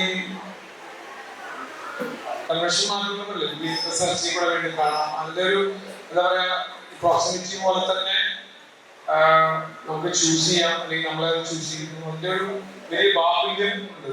അതിന്റെ തുടർച്ചയായിട്ട്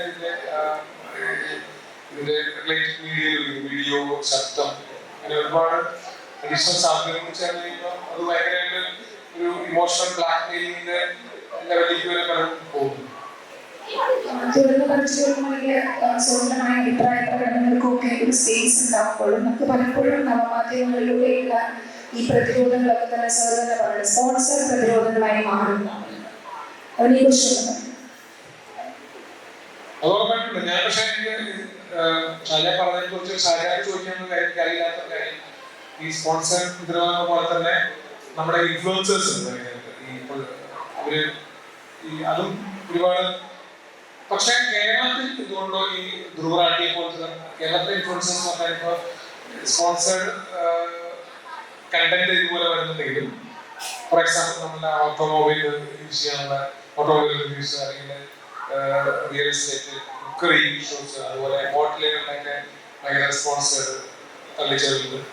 പക്ഷെ കേരളത്തിൽ എന്തുകൊണ്ടാണ് എനിക്ക് മുതിർന്ന മാധ്യമ പ്രവർത്തനം ചോദിക്കാൻ കേരളത്തിൽ എന്തുകൊണ്ടാണ് ധ്രുവറാട്ടിയെ പോലെ നോർത്ത് ഇന്ത്യയിലെ പോലെ ഹിന്ദിയിൽ വ്ളോഗ് ചെയ്യുന്ന ഒരുപാട് പൊളിറ്റിക്കൽ ഇൻഫ്ലുവൻസേഴ്സ് ഭയങ്കരമായ വ്യൂസ് ഉള്ള യു പിയിലും ബീഹാറിലും അല്ലെങ്കിൽ ഒരുപാട് വളരെ കഴിഞ്ഞ ലോക്സഭാ തെരഞ്ഞെടുപ്പിനെ തന്നെ വലിയ തോതിൽ സ്വാധീനിച്ചു എന്ന് കരുതപ്പെടുന്ന ഹിന്ദിയിൽ വ്ളോഗ് ചെയ്യുന്ന പൊളിറ്റിക്കൽ ഇൻഫ്ലുവൻസേഴ്സ് കേരളത്തിൽ മാത്രം ഈ പറഞ്ഞ പോലെ ഓട്ടോമൊബൈൽ റിവ്യൂസും ഹോട്ടൽ റിവ്യൂസും അല്ലെങ്കിൽ കുക്കറി ഷോയും ട്രാവൽ വ്ളോഗുകളൊക്കെ എന്തുകൊണ്ടാണ് കേരളത്തിൽ അതിനെപ്പറ്റി ഷാജാൻ ആലോചിച്ചത്? അതിനെപ്പറ്റി ഷാജാൻ അഭിപ്രായം എനിക്ക് അറിഞ്ഞിട്ടുണ്ട്. ഷാജാനെ കാണുമ്പോൾ ചോദിക്കാൻ വിചാരിച്ച കാര്യം ഇത് മാത്രമല്ല, നമ്മുടെ ആവിഷ് കുമാറും ലീഡ് പോയത് ആവിഷ് കുമാറും ഇതുപോലെ തന്നെ ധ്രുവറാട്ടിയെ പോലെ സ്വന്തമായിട്ട് ഇതുപോലെ വീഡിയോ ചെയ്യുന്നതാണ്. യഥാർത്ഥത്തിൽ ഹിന്ദി ആവിഷ് കുമാർ പഴയ ഹിന്ദിയുടെ എഡിറ്ററായിരുന്നു. അതിപ്പോ മേടിച്ചപ്പോൾ ആധാരം മേടിച്ചപ്പോൾ പുള്ളി അവിടെ പോയി സ്വന്തമായിട്ട് ചെയ്യും. ധ്രുവറാട്ടി ചെയ്യും. യഥാർത്ഥത്തിൽ നാഷണൽ മീഡിയ പോലെ ഒരു വൺ സൈഡ് ആണെന്നുള്ള ഒരു ഫീല് പൊതുവെ വന്നിട്ടുണ്ട്. കേരളത്തിൽ അത്രയ്ക്ക് ഇല്ലെന്ന് തോന്നുന്നു. കേരളത്തിൽ കുറച്ചുകൂടെ അത്തരത്തിൽ ബൈ ചെയ്യാൻ പറ്റാത്ത ഒരു മീഡിയ സ്വാതന്ത്ര്യം കേരളത്തിലുണ്ട് എന്ന് തോന്നുന്നു. അതുകൊണ്ടായിരിക്കണം ഒരുപക്ഷെ കേരളത്തിൽ ഒരു ധ്രുവറാട്ടി വരാത്തത്. ഒരുപക്ഷെ എല്ലാ മീഡിയകളും ഒരേ സ്വരത്തിൽ, ഒരു ഭൂസ്വരതയില്ലാതെ ഒരേ സ്വരത്തിൽ ഭരണപക്ഷത്തോട് ചേർന്ന് നിന്ന് മറുപടി ഏതെങ്കിലും ഒരു ഫാസിസ്റ്റോട് ചേർന്ന് അപ്പോഴാണ് ധ്രുവറാട്ടി ഉണ്ടാവുക. അത് കേരളത്തിൽ ഒരുപക്ഷെ നിലവിൽ ആവശ്യമില്ല എന്ന് ഞാൻ പറയുന്നില്ല. പക്ഷേ കേരളത്തിൽ മാധ്യമ സ്വാതന്ത്ര്യം, മാധ്യമങ്ങൾ ഒരു ഏകശിലാരവും എന്ന കണക്ക് നിൽക്കുന്നില്ല. ഒരു ഏകപക്ഷീയത മാധ്യമങ്ങൾക്കില്ല. അതുകൊണ്ടാണ് കേരളത്തിന്റെ ഒരു മലയാളിയുടെ ഒരു പഴുപറയായിരുന്നു. മലയാളി കേരളത്തിൽ നിന്ന് പോയിട്ടുള്ള ജേർണലിസ്റ്റുകൾ ഇപ്പം 2008 മുതൽ മിക്കവാറും എല്ലാ മാധ്യമങ്ങളിലും മലയാളി ഉണ്ടായിരുന്നു. ചന്ദ്രൻ കഴിഞ്ഞു കഴിഞ്ഞാൽ ഏറ്റവും അധികം മലയാളി എത്തിയതായിട്ട് പറയപ്പെടുന്ന സ്ഥലം ദേശീയ അന്തർദേശീയ മാധ്യമങ്ങളാണ്. അന്ന് സിംഗപ്പൂരിലെ അടക്കം പത്രങ്ങളിൽ മലയാളി ഉണ്ടായിരുന്നു.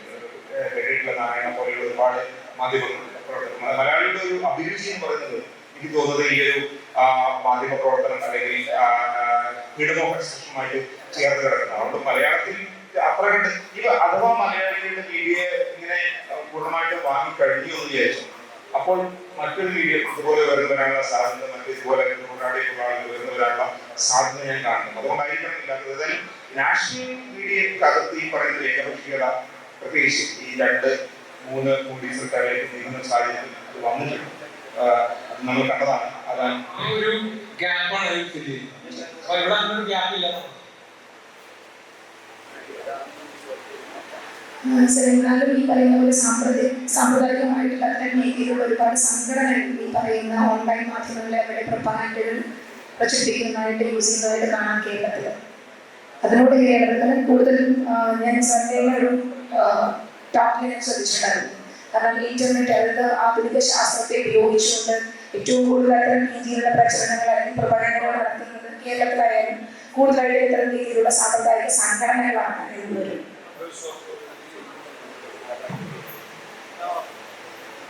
അതൊരു പ്രധാനപ്പെട്ട പ്രശ്നം തന്നെയാണ്. പക്ഷേ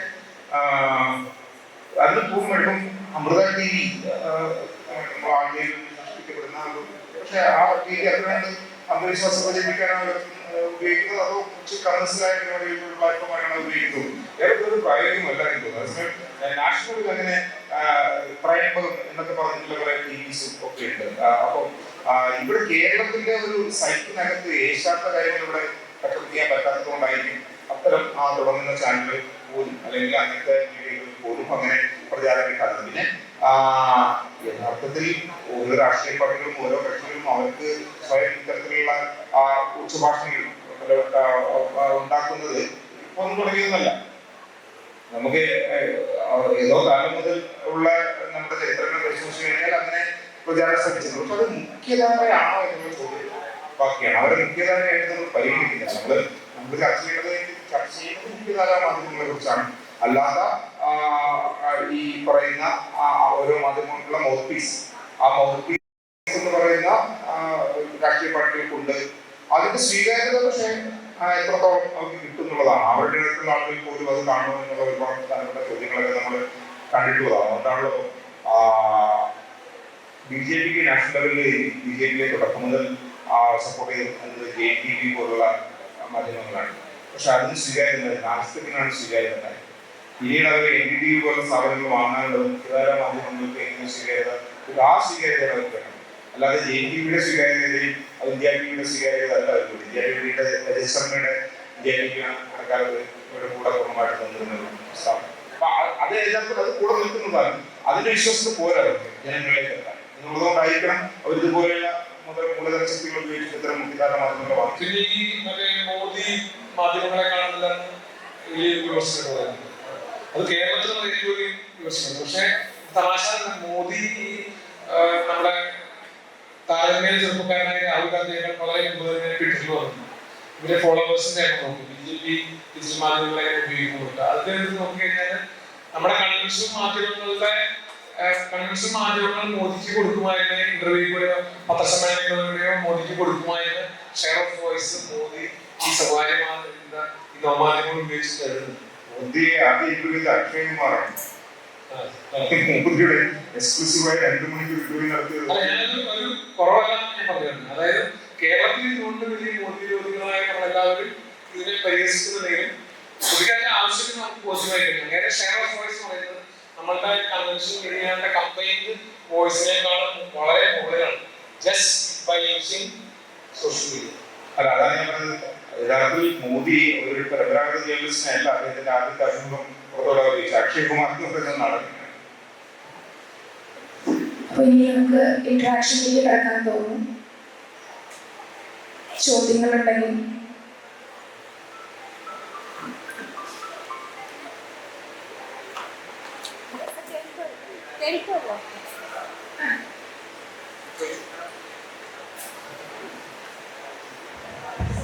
സർ, ഒരു ചോദ്യം അഭിപ്രായമല്ല, രണ്ടുപേർക്കും കൂടെ മറുപടി പറയാനുള്ള എൻ്റെ ഒരു ആശങ്കയാണ്. ഒന്ന്, ഈ പറയുന്ന പോലെ തന്നെ ഇപ്പം സാറിന്റെ ഡെഫിനേഷനുമായിട്ട് ബന്ധപ്പെട്ട് ചിന്തിക്കുന്ന സമയത്ത് ഇപ്പോൾ നമ്മുടെ യൂണിവേഴ്സിറ്റിയുടെ ഈ ഗ്രന്ഥശാലയുടെ പുറത്ത് നമുക്ക് ഒരുപാട് പുസ്തക പ്രസാധകരെ നമുക്ക് കാണുന്നുണ്ട്. അപ്പം ഈ ഒരു പുസ്തക പ്രസാധനത്തിന്റെ ഒരു ഭാവി എത്രത്തോളമാണെന്നുള്ളൊരു ആശങ്ക ഇവിടെ നിന്ന് പങ്കുവയ്ക്കുന്നു. രണ്ടാമത്തെ ഒരു കാര്യം എന്ന് പറയുന്നത്, ഇപ്പോൾ നേരത്തെ ടീച്ചർ പറഞ്ഞ പോലെ നവമാധ്യമങ്ങളുടെ ഭാഷ അല്ലെങ്കിൽ ഈ കൺവെൻഷണൽ മീഡിയയിൽ വരുന്ന ഒരു ഭാഷയും ജനാധിപത്യവൽക്കരണമാണോ അതോ ജനകീയവൽക്കരണമാണോ എന്നൊരു സംശയം തോന്നുന്നു. അതായത് ഇപ്പൊ ഭൂരിഭാഗം ബ്ലോഗുകൾ നമ്മൾ കേൾക്കുന്ന ഒരു വാക്കിട്ടോ എന്നുള്ളതാണ്. ശരിട്ടോ, ഇല്ലാട്ടോ, വരൂട്ടോ, ഇപ്പൊ നമ്മൾ ഉണ്ടാക്കുന്ന ഇതാണ് കേട്ടോ. അപ്പൊ ഇത്തരത്തിൽ ഈ ഒരു ട്ടോ എന്നുള്ളത് ഇപ്പൊ ഈ തൃശ്ശൂർ, പാലക്കാട്, മലപ്പുറം ജില്ലകളിലെ കുറച്ച് ഭാഗത്ത് മാത്രമുള്ള ഒരു ശൈലിയായിട്ടാണ് എനിക്ക് തോന്നിയിട്ടുള്ളത്. അപ്പൊ അങ്ങനെ ഒരു സമയത്ത് ഈ ഒരു ഭാഷ ശരിക്കും ജനാധിപത്യവൽക്കരണത്തിലേക്കാണോ അതോ ജനകീയവൽക്കരണത്തെയാണോ കാരണമാവുന്നത്?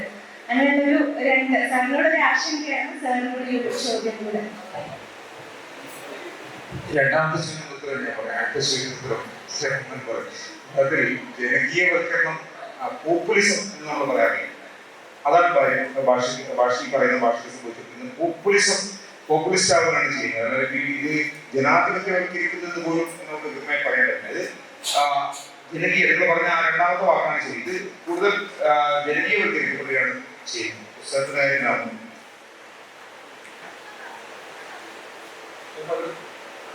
പണ്ടൊരു പാനലിൽ എഴുതിയിട്ടുണ്ട്. അത് ആണ് ആദ്യം ചോദ്യത്തിന്റെ ഉത്തരം. കാളിദാസൻ മരിച്ചു, കണ്ണുമാമന് മരിച്ചു, അനസൂയ മരിച്ചു, പ്രിയമത മരിച്ചു, ശകുന്തള മാത്രം മരിച്ചില്ല എന്നൊരു പ്രസിദ്ധമായ പാട്ട് പോലെയാണ്. അപ്പൊ അത് എനിക്ക് പാരഡി ചെയ്തിട്ടുണ്ട്. അതാണ് നിങ്ങളുടെ ആദ്യത്തെ ചോദ്യത്തിന് ഉത്തരമായിട്ട് എനിക്ക് പാടാനായിട്ട് അറിയാൻ വായിക്കും.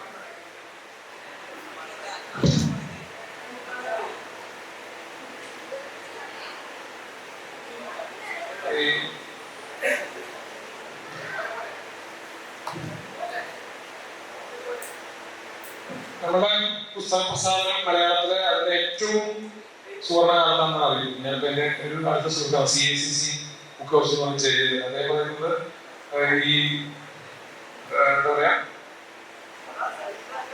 നമ്മുടെ മലയാളത്തിലെ പുസ്തക പ്രസാധനം ഏറ്റവും അധികം നമ്പർ ഓഫ് ബുക്സ് ആയിരുന്ന സമയമാണ്. ഈ നവമാധ്യമങ്ങളുടെയും ഡിജിറ്റൽ വായനയുടെയും ഒക്കെ കാലത്താണ് അങ്ങനെ ഒരു സംഭവം ഉണ്ടായിരിക്കുന്നത്. അപ്പൊ അതൊരുത്തരും ഈ രാംഗാന്ധി ഷാജഹാൻ പേര് പറയാനുള്ള പുസ്തകം ഒക്കെ അതിന്റെ ഏറ്റവും വലിയ അത് പരസ്പരം കോംപ്ലിക്കേറ്റ് ചെയ്തുകൊണ്ടാണ് മുന്നേറിക്കൊണ്ടിരിക്കുന്നത്. അപ്പൊ എനിക്ക് തോന്നുന്നത് അങ്ങനെ ഒരു പേടിക്കേണ്ട ഒരു കാര്യം ഇല്ലാന്നാണ് എനിക്ക് തോന്നുന്നത്. പേടിയായിട്ടാണോ ഉദ്ദേശിച്ചത്?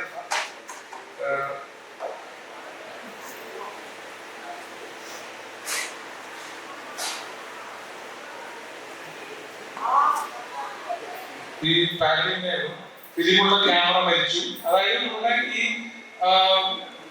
ഡിജിറ്റൽ രംഗത്ത് ഒരുപാട് സാധനങ്ങൾ. ഫോർ എക്സാമ്പിൾ CD-ROM നമ്മളൊക്കെ ആദ്യം കമ്പ്യൂട്ടർ ഓൺ ചെയ്തിരുന്നത് ആദ്യം MS-DOSന്റെ ഒരു CD തുറക്കുക വിൻഡോസ്. ഫിലിമുള്ള ക്യാമറ മരിച്ചു, കാളിദാസൻ മരിച്ചു എന്ന് പറഞ്ഞ പോലെ കേൾക്കണം. കാൽക്കുലേറ്റർ മരിച്ചു, പെൻടോർച്ച് മരിച്ചു, ലാൻഡ് ഫോൺ മരിച്ചു, പുസ്തകം മാത്രം മരിച്ചില്ല. ഫ്ലോപ്പി ഡിസ്കുകൾ മരിച്ചു, ഗിയറുള്ള സ്കൂട്ടർ മരിച്ചു, CD-ROM മരിച്ചു, ടൈപ്പീസ് മരിച്ചു, പുസ്തകം മാത്രം മരിച്ചില്ല. ടേപ്പ് റെക്കോർഡർ മരിച്ചു, MP3 പ്ലെയർ മരിച്ചു, ആട്ടുകല്ല് മരിച്ചു, കത്തെഴുത്ത് മരിച്ചു, പുസ്തകം മാത്രം പുതിയ ജനറേഷൻ മരിച്ചില്ല. പുസ്തകം മാത്രം മരിച്ചില്ല എന്ന് എനിക്ക് തോന്നുന്നു. കാരണം നമ്മള് പുസ്തകം എല്ലാത്തിനെയാണ് ജീവിച്ചു. ഇപ്പൊ ഒരുപാട് സാധനത്തിന്റെ ഇടയിൽ ഇല്ലാണ്ടായി പോയി. വീഡിയോ കാസറ്റ് ഇല്ലാണ്ടായി, CD ഇല്ലാണ്ടായി, അങ്ങനെ. പക്ഷെ ഇങ്ങനെ പ്രസാധനം, കൺവെൻഷണൽ പ്രസാധനം തന്നെ ഇന്ത്യയിൽ അവര് കച്ചവടം അവസാനിപ്പിച്ചു. നമുക്ക് കിൻഡിലിന്റെ ഈ റീഡർ ഇന്ത്യയിൽ മേടിക്കാൻ പറ്റില്ല. ആമസോണിന്റെ പ്രൊഡക്റ്റായ ആമസോണിന്റെ സൈറ്റിൽ പോയിട്ട് ഒരു 10,000 രൂപ കിൻഡിൽ മേടിക്കാൻ പറ്റില്ല. കഴിഞ്ഞ ഒരു 1.5 കൊല്ലം ഇന്ത്യയിൽ കിൻഡില വരുന്നത്. പക്ഷെ പ്രസാധന വ്യവസായം എല്ലാ കാലത്തെയും ഏറ്റവും വലിയ അതിപ്പോ കിടാൻ പോകുന്ന പാളികെട്ടെന്നൊക്കെ പറയുന്ന പോലത്തെ സംഭവം പറഞ്ഞില്ല. അത് നമുക്ക് ഡിജിറ്റൽ കാര്യങ്ങളിൽ ഒരു കഴിയാൻ പ്രകടിപ്പിക്കാൻ ഉപയോഗിക്കുന്നു. അങ്ങനെ പ്രവചിക്കാൻ ഇനി ചോദ്യങ്ങളുണ്ടോ?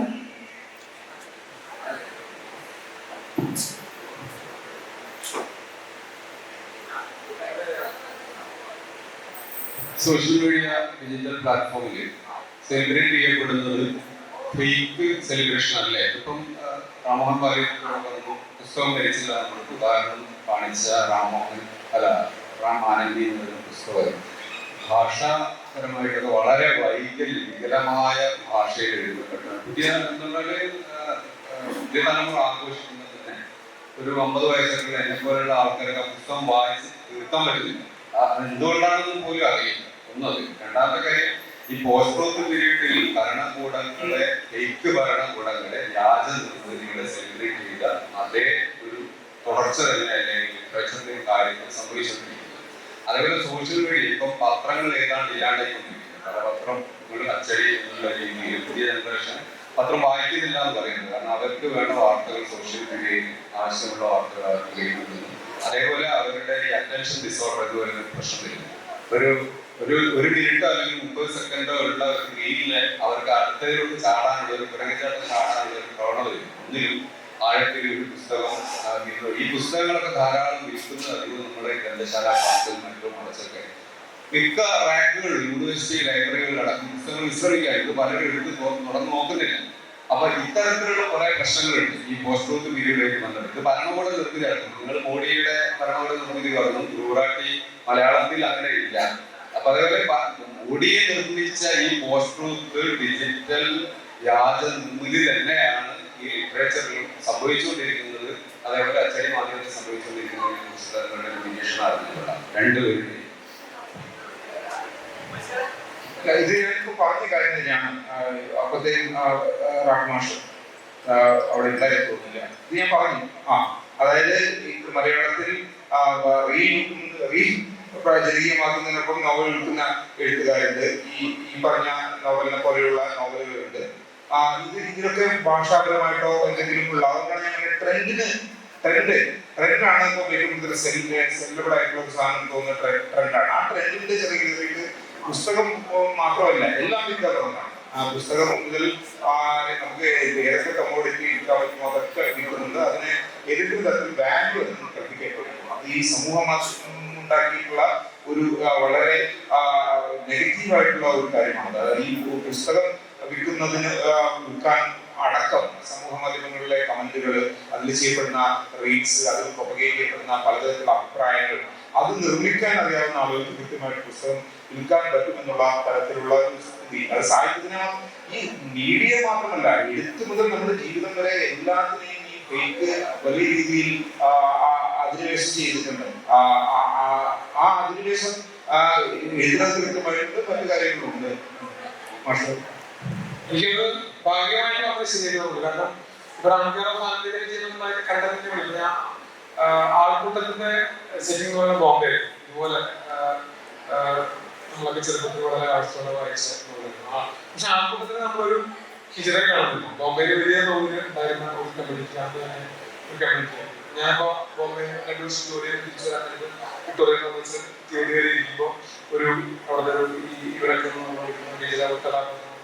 എന്നോട് ഭിക്ഷ വരും. ഞാൻ കൊടുക്കാതിരുമ്പോൾ ഈ മീശയിൽ ഞാൻ തന്നെയാണ്ടാകുന്നത് പറഞ്ഞ് എന്നെ കയറി പറഞ്ഞു. അപ്പൊ ഈ റാങ്കരഫാനത്തിൽ വരുമ്പോൾ അങ്ങനെ ഒരുപാട് അതിന്റെ ഇതിവൃത്തത്തിൽ പോലും നമ്മുടെ ആത്മീയകാരങ്ങളുടെ വളരെ തുടക്കത്തിൽ തന്നെ ഒരു പെണ്ണും ഒരു ആണിനെ കയറി ചേർത്ത് കളിക്കുന്നുണ്ട് ഈ റാങ്കരഫാനിൽ. അതുപോലെ തന്നെ വളരെ അനുഭാവപൂർവ്വം അല്ലെങ്കിൽ സംഭാവനയോടുകൂടി ഒരു LGBT കമ്മ്യൂണിറ്റിയിൽപ്പെട്ട ഒരാളെ ഒരു ഷോപ്പിംഗ് കൊണ്ടുപോകുക ചെയ്യാൻ അത് എനിക്ക് പുതിയ തലമുറ എങ്ങനെ റെസൊണേറ്റ് ചെയ്യുന്ന ഒരു സംഭവം ഉണ്ട്. അങ്ങനെ ഒരുപാട് കാര്യങ്ങൾ അതിലുപരിയായിട്ട് തീരെ വായിക്കാതിരുന്ന ആളുകളെ പോലും തിരിച്ച് വായനയ്ക്ക് കൊണ്ടുവരുന്ന ഒരു എന്താ പറയുക ഒരു ജനാധിപത്യ പ്രക്രിയയുണ്ട്. അതിനെ എനിക്ക് തോന്നുന്നത് ഈ ലോകത്തുള്ള ജനാധിപത്യ വിരുദ്ധമായ സർക്കാരുകൾ വന്നതിനായിട്ട് കണക്ട് ചെയ്യുന്നത് എനിക്കത് പൂർണ്ണമായിട്ട് യോജിക്കാൻ പറ്റില്ല. ഒരു ഓഫ്കോഴ്സ് അതിനൊരു എലമെന്റ് ഓഫ് സെയിം പ്രൊപ്പഗൻഡയും പ്രൊപ്പഗൻഡക്കാരും ഉണ്ടാവുമായിരിക്കും. എങ്കിലും അതിന്റെ ഉള്ളടക്കം കൂടി അതിന്റെ ഒരു ഇങ്ങനെ എന്താ പറയുക റാങ്കരഫാനിൽ ബന്ധപ്പെട്ട് വായിച്ചു തീർത്ത ഒരാളെ അതിങ്ങനെ അതിന്റെ ഉള്ളടക്കപരമായ ഒരു സംഭവം അപ്പീൽ ചെയ്യുന്ന എനിക്ക് തോന്നുന്നില്ല. ഫോർ എക്സാമ്പിൾ ഒരുപാട് പുതിയ തലമുറയ്ക്ക് ഉപയോഗിക്കാൻ പറ്റുന്ന ഒരുപാട് അതിന്റെ കണ്ടന്റ് അതിന് അപ്പീൽ ചെയ്യുന്നത് അല്ലാതെ ഒരു തീർത്തും അതൊരു പൊയ്ക്കാലങ്ങളിൽ നിന്ന് സമ്പാദിച്ചു പോകുന്നു. അതൊരു അവരെ നമുക്കത് ഐഡന്റിഫൈ ചെയ്യാൻ പറ്റുന്ന ഒരു സംഭവം. അതുകൊണ്ടാണ് അത് വായിക്കുന്നത് എനിക്ക് തോന്നിയത്. അതിൽ ഇന്നത്തെ കുറെ ഡിസ്പ്രചാര സംഭവങ്ങളൊക്കെ ഉണ്ടായിക്കൊണ്ടിരിക്കുന്നു. ഒരു വലിയ കേരളത്തിന്റെ ഒരു റീലിൽ കൂടെ ശരിക്കും റാങ്കരഫാൻ വലിയ ഹിറ്റായിരുന്നു. കേരളത്തില് ഇദ്ദേഹം ഒപ്പിടാനിരിക്കുന്നു കോപ്പികൾ ഈ നമ്മുടെ അടിയിൽ തന്നത് വലിയൊരു ക്യൂ ഇങ്ങനെ കാണിക്കുന്നു. അപ്പൊ അതിന്റെ ഒരു റീല് വന്നതാണ് ശരിക്ക് ട്രിഗർ ചെയ്തത്. ഇമ്മീഡിയറ്റ് കോസ്റ്റ് എന്നൊക്കെ പറയാവുന്ന റാങ്കരഫാനിയെ ഭയങ്കരമായിട്ട് പോപ്പുലറാക്കിയ എക്സ്പ്ലോസീവ് ആയിട്ടുള്ള ഒരു റീല് കൂടെ കൊണ്ടുവരുന്നു. അതൊക്കെ ശരിയായിരുന്നു. പക്ഷെ അതിന്റെ അദ്വിതീയമായ ഒരു സാധനം അതിന്റെ കണ്ടന്റിനെ കൂടി ഇടുന്നില്ല. ക്ഷമയോടുകൂടി വായിച്ചു സാർ വായിച്ചവർക്ക് നമ്മൾ വായിക്കാൻ പറ്റില്ല. എല്ലാവരും പറയുന്നത് എന്റെ ജനറേഷൻ സാറിന്റെ ജനറേഷൻ ആളുകൾ മുഴുവൻ വായിക്കാൻ പറ്റുന്നു. ഞാൻ പക്ഷെ ഒരു അക്കാഡമിക് ഇൻട്രസ്റ്റ് കൊണ്ട് മുഴുവൻ വായിച്ചു, കുറെ എൻജോയ് ചെയ്തു. എനിക്ക് ലാംഗ്വേജിനെ കംപ്ലീറ്റ് സാധാരണ യോജിക്കാൻ പറ്റില്ല. കാരണം ഈ നമ്മുടെ ട്വിറ്ററൊക്കെ തന്നെ എഡിറ്റ് ചെയ്യാൻ പറ്റില്ല. ട്വിറ്ററിൽ നമ്മളൊരു പണ്ടത്തെ ഗ്രാമ മിസ്റ്റേക്കോ ഒക്കെ നമ്മൾ ട്വീറ്റ് ചെയ്ത് കഴിഞ്ഞാൽ ട്വിറ്ററിൽ കാശ് കൊടുത്തിട്ട് പ്രീമിയം അക്കൗണ്ട് മാത്രമേ എഡിറ്റ് ചെയ്യാൻ പറ്റും. ഈ നവമാധ്യമങ്ങളുടെ ഇത് തന്നെ നമ്മുടെ റോ ലാംഗ്വേജ് ഉപയോഗിക്കുക, നമ്മുടെ ഈ എന്താ പറയാ ഒരു അർത്ഥത്തിൽ വേണമെങ്കിൽ സവർണം എന്ന് വിളിക്കാവുന്ന തരത്തിൽ ഭാഷാശുദ്ധി പോലുള്ള സംഭവങ്ങൾ അതിന്റെ എല്ലാം ഒരു വിഷയം കൂടി ഇതിന്റെ ഒരു വസ്തുത. അപ്പുറത്തേക്ക് ഞാൻ സാർ ഇടതുന്ന സമയത്ത് പറഞ്ഞിട്ട് 4 വലിയ ടെക് ജയൻസ് ആണ് മാധ്യമങ്ങളെ മുഴുവൻ കൺട്രോൾ ചെയ്യുന്നത്. ഇന്ത്യയിലെ ഇലക്ഷന് വരെ പൈസ കൊടുത്തിട്ടാണ് പൈസ കൊടുത്തത്. അങ്ങനെ എല്ലാവർക്കും അറിയാൻ സംവിധാനം പോലും അതിന്റെ ഒരു നല്ല വശം എന്ന് പറയുന്നത് നമ്മുടെ റോ ആയിട്ടുള്ള ലാംഗ്വേജ്, നമ്മുടെ വ്യാകരണ വിഷയം, കൃഷിയുടെ ഒക്കെ കാലം മുതൽ പറഞ്ഞിരിക്കുന്ന സംഭവങ്ങൾ എഡിറ്റ് ചെയ്യാൻ പറ്റുന്നത്. ഇപ്പൊ ട്വിറ്ററൊക്കെ പറഞ്ഞ പോലെ ട്വീറ്റ് കഴിഞ്ഞിട്ട് എഡിറ്റ് ചെയ്യാൻ പറ്റുന്ന അവസ്ഥയാണ്. അങ്ങനെ ഒരു സംഭവം അപ്പൊ അതിന് ലാംഗ്വേജിന്റെ ഒരു വരേണ്യ ബോധത്തോടുകൂടി മാത്രം അതിനെ സമീപിക്കുന്നതോടെ ഒരു സംഭവം. അതിന്റെ കുട്ടികളെ അങ്ങനെയാണ് അവരുടെ ലാംഗ്വേജ് അങ്ങനെ തന്നെയാണ്. അപ്പൊ അവര് വലിയ സംശുദ്ധിയോടെ മലയാള ലാംഗ്വേജിന്റെ ഉപയോഗങ്ങളൊക്കെ സമീപിക്കും. ബുക്ക് വളരെ പോസിറ്റീവായ വാക്കായിരിക്കും. നമ്മുടെ ജനറേഷനിൽ നിന്ന് വളരെ വളരെ മോശം ഡെറിവേറ്റീവ് സംഭവം. രാമൻ അവരുടെ അഭിപ്രായത്തെ ബഹുമാനിച്ചുകൊണ്ടെന്ന് പറയുന്നു. ഒരു സാഹിത്യവായനക്കാരങ്ങൾക്ക് കാഫി പറഞ്ഞ നിലപാട് തന്നെയാണ് എനിക്ക് പറയുന്നത്. എൻ്റെ ഒരു അഭിപ്രായത്തിനെ ഒട്ടും തൃപ്തിപ്പെടുത്താത്ത കപടമെന്ന് തോന്നുന്ന ഒരു പുസ്തകമായിട്ടാണ് എനിക്ക് തോന്നുന്നത്. മാത്രമല്ല വായിച്ച് ഞാൻ കഷ്ടപ്പെടാണ് വായിച്ചത്. കാരണം ഒരു മാധ്യമപ്രവർത്തനായതുകൊണ്ട് അതിന്റെ കണ്ടന്റ് എന്താണെന്ന് അറിയണമെന്നുള്ള ഒരു എന്താ പറയാ ജോലിയുടെ ഭാഗമായി വായിച്ചു തരുന്ന ഒരു പുസ്തകമാണ്. അത് അങ്ങനെ എന്തെങ്കിലും സാഹചര്യം ഉണ്ടെന്ന് എനിക്ക് തോന്നിയിട്ടേ ഇല്ല കേട്ടോ. അത് നിങ്ങളുടെ അഭിപ്രായം തോന്നുന്നത് ഒരുപക്ഷെ നിങ്ങളുടെ പുതിയ ഇതുപോലുള്ള നവമാധ്യമങ്ങൾ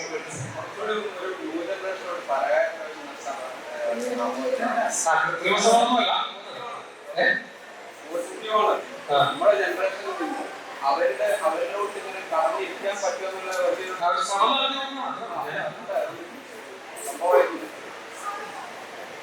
ഒരു വലിയ സംഭവമായിട്ട് തോന്നിയില്ലെങ്കിലും ചെറിയ സംഭവമല്ല. ഞാൻ എൻജോയ് ചെയ്തു. ഈ പറഞ്ഞ കണ്ടന്റ് എനിക്ക് കൂടുതൽ കണ്ടന്റാണ് എനിക്ക് അപ്പീൽ ചെയ്യുന്നത്.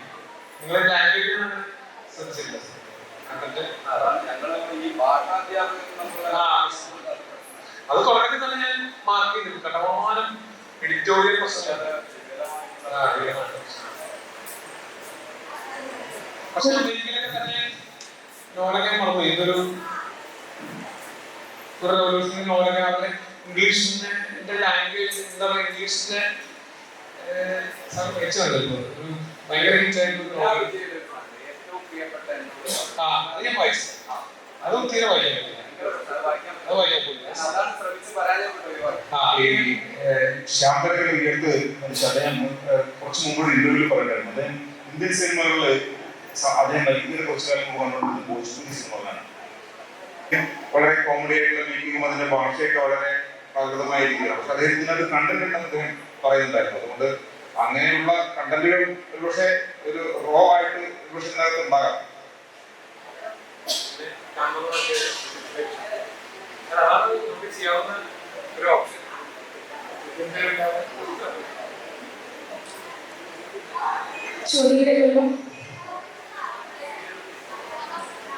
ചോദ്യങ്ങളെല്ലാം വിശ്വസിച്ചുകൊണ്ട് അഭിപ്രായ പ്രകടനങ്ങളെയും അല്ലെങ്കിൽ അഭിപ്രായ സ്വാതന്ത്ര്യത്തെയും എല്ലാം ഹനിക്കപ്പെടുന്ന അല്ലെങ്കിൽ ഭീഷണിപ്പെടുത്തുന്ന ഈ ഒരു കാലഘട്ടത്തിൽ നവമാധ്യമങ്ങളുടെ ഒരു പ്രതീക്ഷയാണ്, പ്രത്യാശയാണ്.